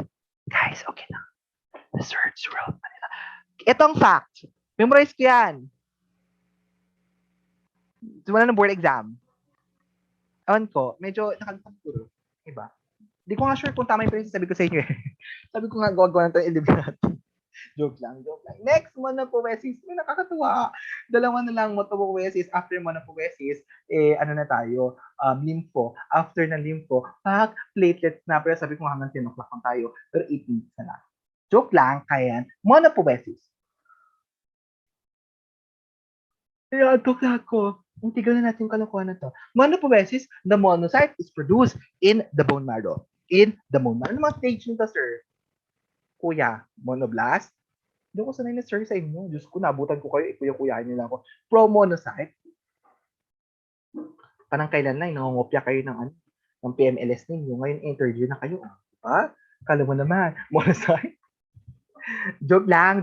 Yan lang yun, guys. No? From monoblast, pro-monocyte, and monocyte. Monoblast, pro-monocyte, and monocyte. Monoblast, pro-monocyte, and monocyte. Okay. Yan lang. May kailangan kami laman. Sa monoblast, moderately basophilic to blue-gray ang kulay. Moderately basophilic to blue-gray ang kulay. Anong NC ratio? 4:1:3. 4:1 to 3:1. 4:1 to 3:1. Sabihin ko mga facts ha. Isulat yung mga facts. Guys, isulat yung mga facts.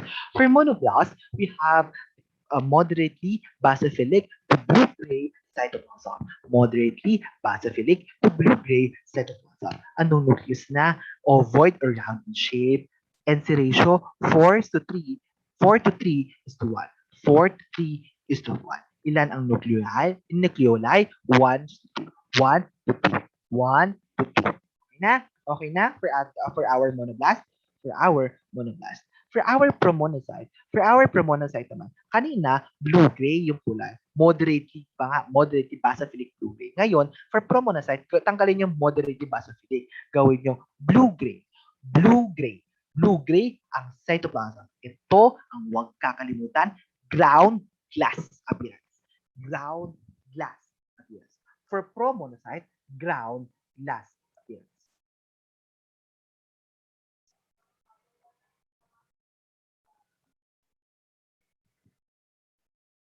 Ground glass appearance. Ground glass appearance. Okay na? We have also ang kanyang nucleus. Nung nucleus naman, medyo bumaba yung NC ratio.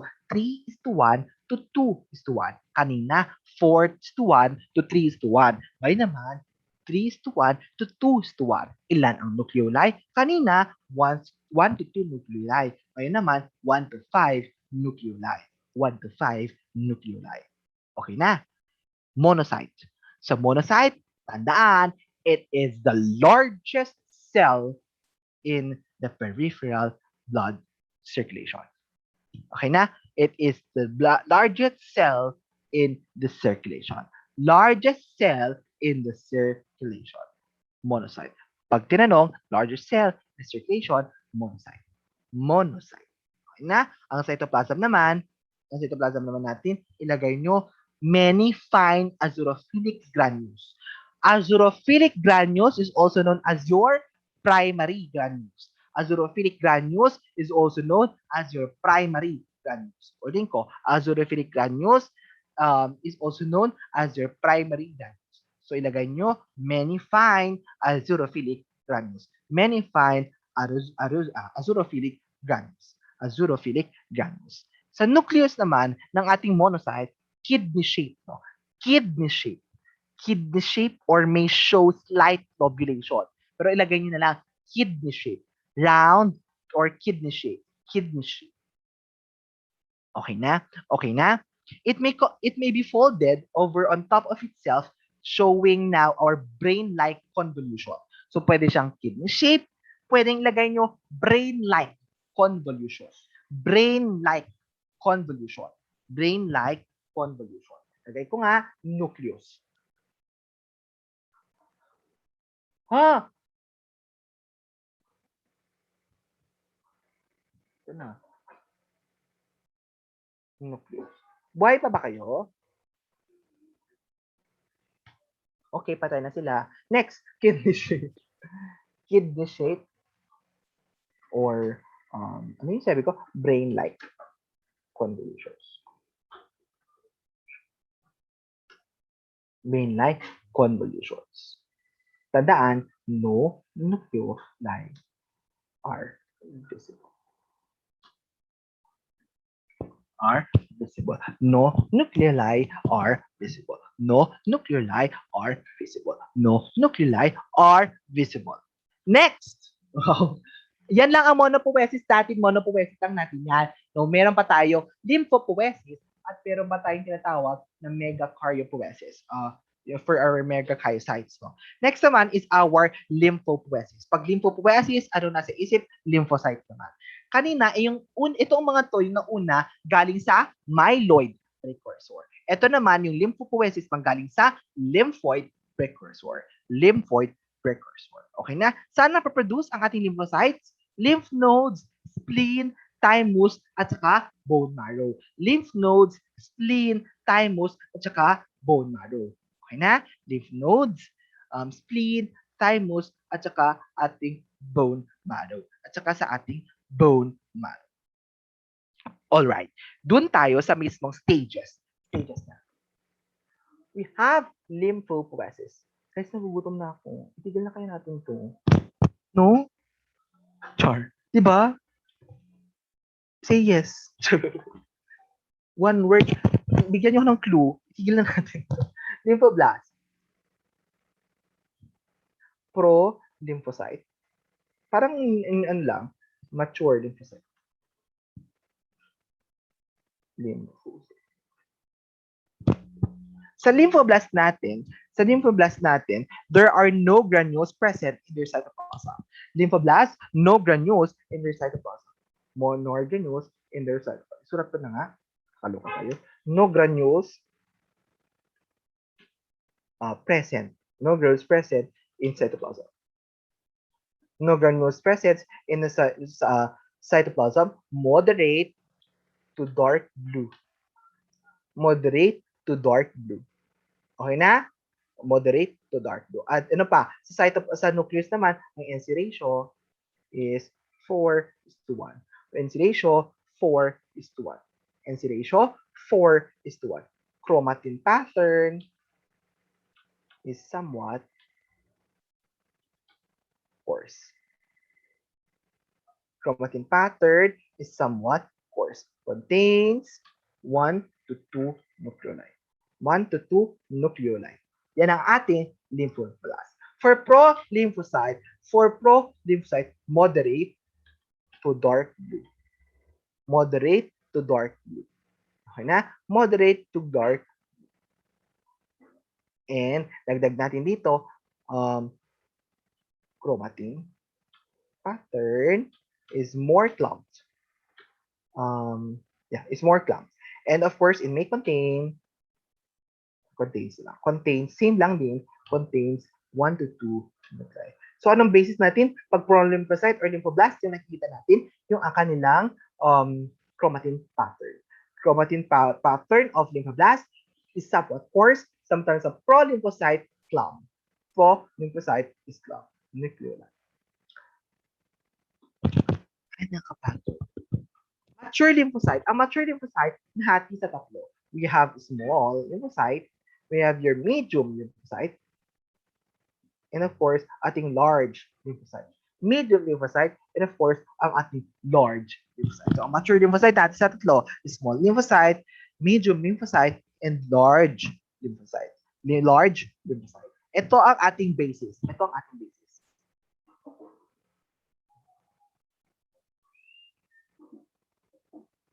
Ay, kung kati naman ako. Saglit lang, kati naman ako.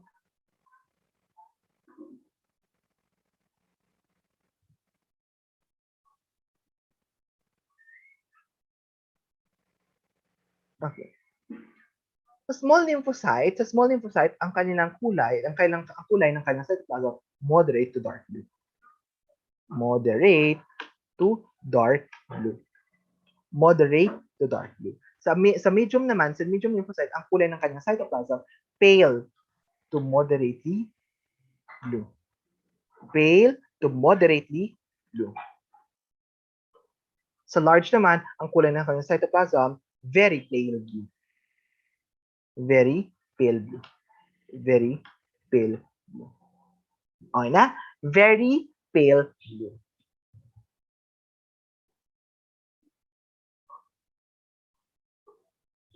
Ano pa? Ano pang differentiation ng ating small, medium, large, mature lymphocyte?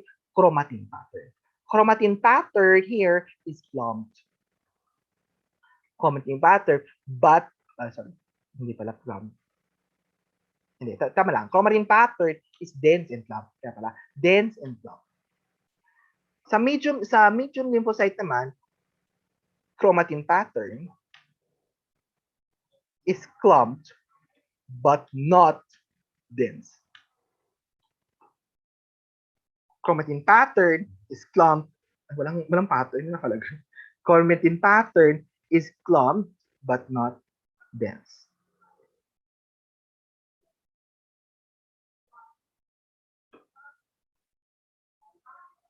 For large lymphocyte, very pale na magiging na very pale blue ang cytoplasm, idagdag natin yung chromatin pattern. Chromatin pattern is coarse. Yan ang differentiation ng ating mature lymphocyte. Small mature lymphocyte would be moderate to dark blue. Chromatin pattern is dense and clumped. Medium mature lymphocyte, pale to moderate to blue.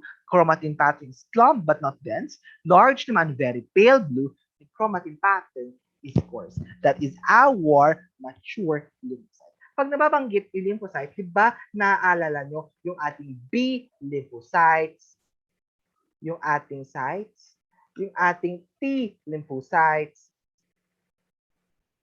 yung ating third population, or NK cells, or null lymphocytes. Mas maganda, para puro lymphocytes yung nilalagay ko. Lymphocytes. Pakitandaan na yung ating null lymphocytes, also known as your third population lymphocytes or your NK cells. Third population lymphocytes or your NK cells. Okay, we have what we call as B lymphocytes. Yung B lymphocytes, ang B lymphocyte is 10 to 20% of all lymphocytes. 10 to 20% of all lymphocytes. Ulitin ko, 10 to 20% of all lymphocytes. Pag ating T lymphocytes naman natin, 60 to 80% of all lymphocytes. 60 to 80% of all lymphocytes. Samantalang ang third population lymphocytes natin, null lymphocytes natin, or NK cells natin is less than 10% of all lymphocytes. Less than 10% of all lymphocytes. Ang patandaan ko dito, yung pag-B, ang laging mature, di ba, ang pag-B, B lymphocyte, laging makikita yan or laging nagmamature yan sa bone marrow, B is to B.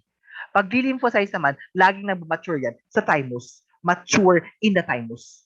In the thymus. Nag-ano na ba kayo? May IS ba kayo ngayon? Wala pa po, sir. Wala pa, sir. Okay, kasi mababanggit dito yung ating humoral immunity at saka cellular immunity. Bakit? Yung humoral immunity, dito mapasok yung mga antibodies.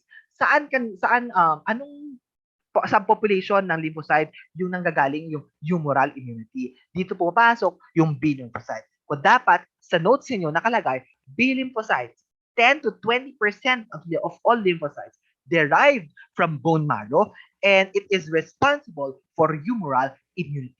It is responsible for humoral immunity. Bakit? Bakit humoral immunity? I-underline ang humoral immunity, lagyan ng arrow because it differentiates into plasma cells which secretes immunoglobulins. What is immunoglobulins? Antibodies. What are these antibodies? Teka lang, sir. Isa-isa, ang hirap pagsulat. Ulitin ko, B lymphocytes. B lymphocytes is 10 to 20% of all lymphocytes. 10 to 20% of all lymphocytes derived from the bone marrow. Derived from the bone marrow. Responsible for humoral immunity. Responsible for humoral immunity. Bakit? Bakit? Because it differentiates to plasma cells. It differentiates to plasma cells that secretes immunoglobulins. That secretes immunoglobulins. What are these immunoglobulins? Alam nyo to. Immunoglobulin A, immunoglobulin B, immunoglobulin M, immunoglobulin E, and immunoglobulin G. You know that? IgGD, IgGA, IgGM, IgGE, IgGG. IgG pala. IgG. Ang daming G na sinabi ko. IgA pala. IgD, IgA, IgM, IgE, IgG. So that is our immunoglobulins. Nagigets yung B lymphocytes? Nagigets? 10 to 20% ng lymphocytes. No? Derived siya sa bone marrow. And responsible siya sa humoral immunity. And what is humoral immunity? Bakit humoral immunity? Because B lymphocytes now differentiates. B lymphocytes differentiates into plasma cells that secretes immunoglobulins. Give me examples of immunoglobulins. Damig or gambe. Mahala kayo. Damig or gambe. Bakit gambe? IgG, IgA, IgM, IgD, and IgE. B lymphocytes. Nagets? Okay na sa B lymphocytes. Sa T lymphocytes naman, 60% to 80% ng lymphocytes mature in the thymus. Nagmamature naman sa ating thymus. Since humoral immunity for our B lymphocytes, sa kanya naman cellular immunity.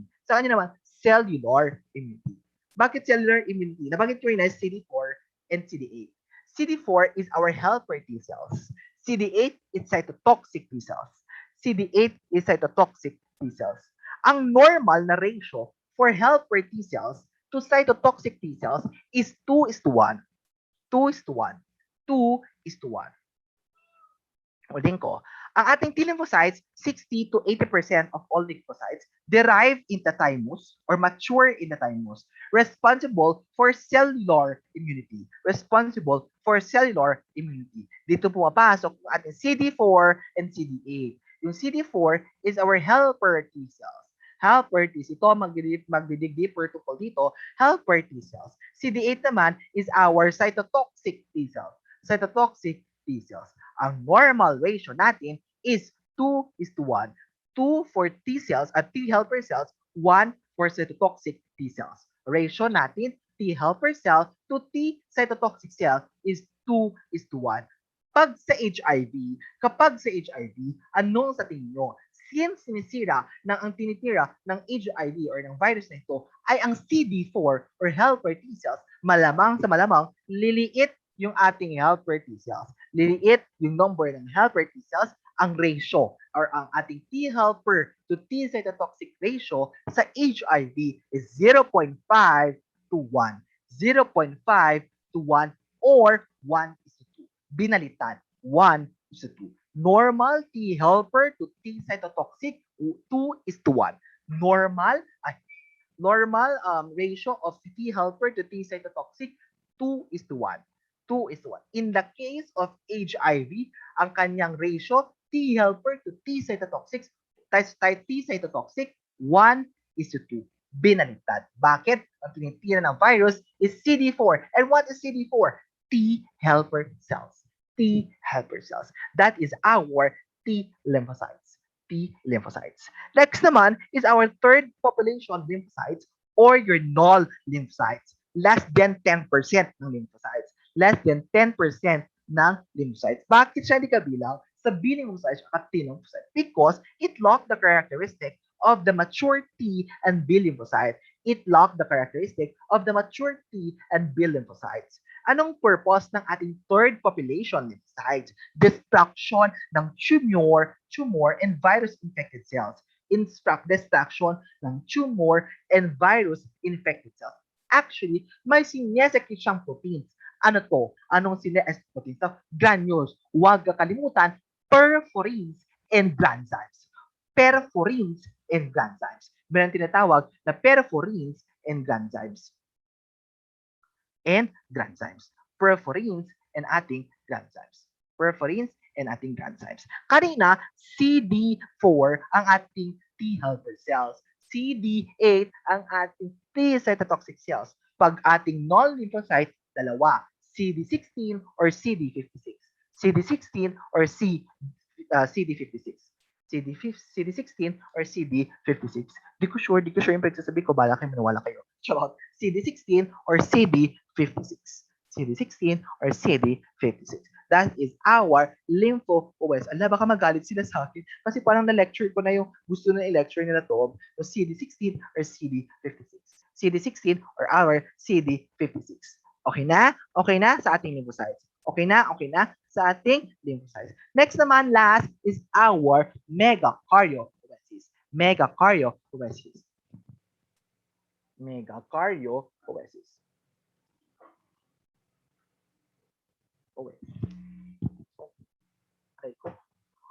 Okay.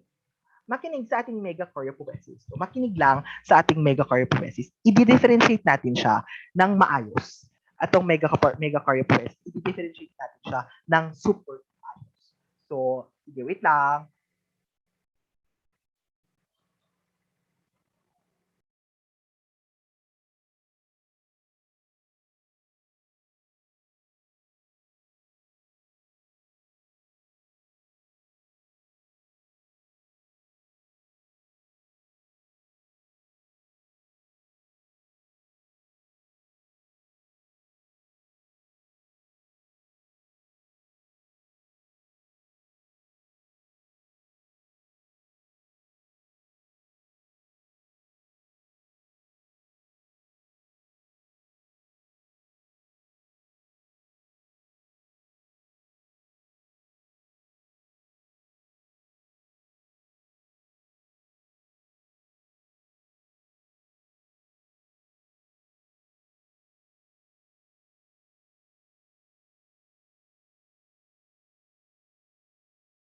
And then, o'clock lang, pero anong oras na? Gusto ko rin tapusin kasi gusto ko na manood ng Speed Game. Charot. Hindi na yung panonood ng Speed Game as the end. Oo naman. Charot lang. Joke lang. Huwag makinig guys ha. Mamaya, may chika ako sa inyo. Nauna yung chika. Tapusin ko na to ha. Tapusin ko hanggang megakaryopoiesis. At least, tapos na tayo sa megakaryopoiesis. Uy, nakakatuwa. Dana tayo. Ang bilis. Ako pala. Megakaryopoiesis. Unang stage, megakaryoblast. Pangalawang stage, pro-megakaryocyte. Ano ba yan? Megakaryocyte. Patlong stage is our megakaryocyte. Ang apat na stage is meta-megakaryocyte. Meta-megakaryocyte. Megakaryoblast, promegakaryocyte, megakaryocyte, and meta-megakaryocyte. I-differentiate natin sila based on cytoplasmic granules. Based on cytoplasmic granules, based on cytoplasmic tags, based on nuclear features,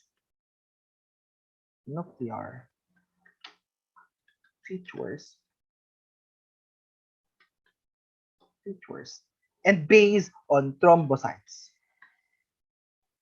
Presence of thrombocytes. Ang batas, ako magawa ng sa table, thrombocytes. Sa megakaryoblast, ang mga cytoplasmic granules sa megakaryoblast is absent. Sa promegakaryocyte naman, few lang.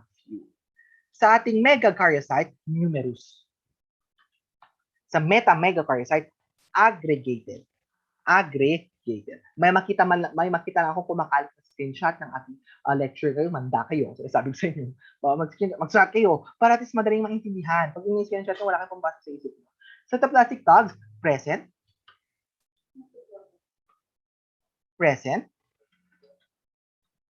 Usually absent. Present, usually absent. And of course, nuclear features naman, single nucleus. Fine chromatin.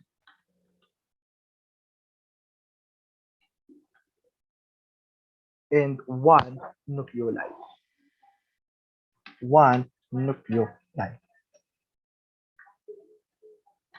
Next naman, double nuclei. 2 or more nucleoli. Nuclei. 2 or more nucleoli.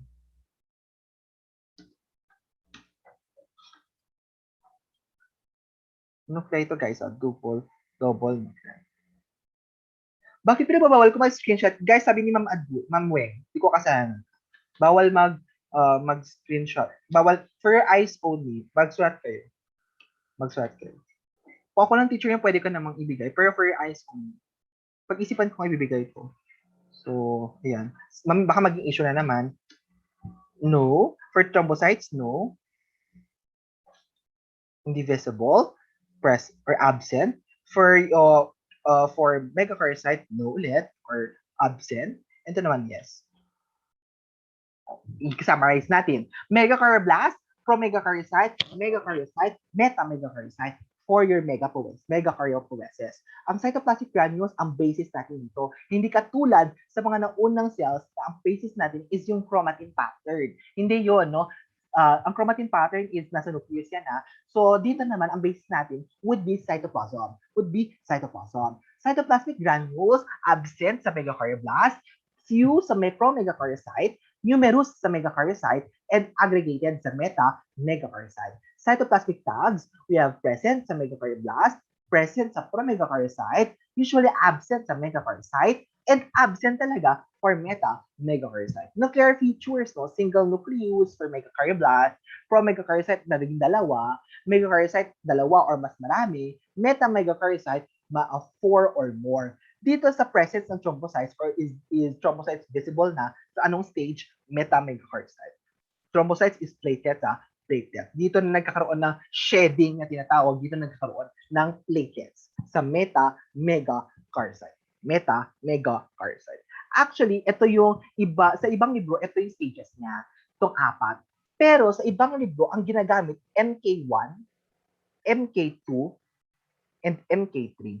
MK1, MK2, MK3. Ano yung MK1? Megakaryoblast. Yung MK2 natin, yan yung ating promegakaryocyte. MK3 natin, yan yung megakaryocyte. So, walang meta-megakaryocyte sa ibang libro. Meta-megakaryocyte. Naintindihan? So, i-base natin sa nucleus muna. A megakaryoblast or MK1, round ang nucleus. Round ang nucleus. Ano pa? 2 to 6 nucleoli. 2 to 6 nucleoli. Homogeneous chromatin.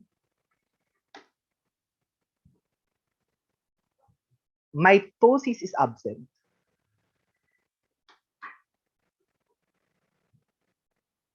Cytoplasm is basophilic. Cytoplasm is basophilic. Huwag kakalimutan, round nucleus, 2 to 6 nuclei, homogeneous chromatin, mitosis is absent, cytoplasm is basophilic. Sa MK2 naman natin, sa promegakaryocyte, indented ang nucleus. Indented ang nucleus. Indented ang nucleus. No? Indented ang nucleus. Variable ang nuclei. Variable ang nuclei.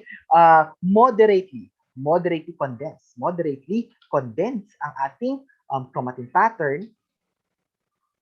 Mitosis is still absent. And cytoplasm is basophilic and granular. Basophilic and granular. Sa MK3 natin or ating megakaryocyte, sa MK3 or megakaryocyte, ang nucleus natin is multi-lobed. Multi-lobed. Ano pa? Multi-lobed. Lang ha. Not, ang nucleoli not visible. Ang ating chromatin would be deeply and variably condensed. Mitosis is absent. And of course, ang cytoplasm consists now of azurophilic granules and of course, so ilalagay natin dito azurophilic and granular. Okay na? Differentiation ng different stages sa ibang libro, MK1, MK2, MK3. MK1, megakaryoblast, MK2, promegakaryocyte, MK3, megakaryocyte. Round nucleus, 2 to 6 nuclei, homogeneous chromatin, mitosis is absent, cytoplasm is basophilic, MK1. So MK2 naman, or also known as promegakaryocyte, indented ang nucleus, variable ang kanyang nucleoli, moderately condensed chromatin, mitosis still absent, cytoplasm is basophilic and granular. Next naman yung MK3, megakaryocyte, multi-lobe ang kanyang nucleus, not visible ang nucleoli, deeply and variably condensed ang chromatin, absent pa rin ang mitosis, and azurophilic and granular ang kanyang cytoplasm. Sir, kung mitosis absent, anong meron? Endomitosis na present sa megakaryoblast at nag-i-end sa pro-megakaryocyte. Endomitosis. May term doon sa libro na endomitosis. Endomitosis na nag-start or nagsisimula sa ating megakaryoblast at nag-i-end sa pro-megakaryocyte. Yung platelet structure, makikita niyo yan, yung platelet structure sa ano yan? Sa ating HEMA2. HEMA2 ang platelet structure. HEMA2. Alright? HEMA2. Sa next sem ninyo, kung meron kayo. Charot. HEMA2. That is our hematopoiesis and of course the bone marrow evaluation. So, marami kayong tutunan? Wala. Pattern nga ako ng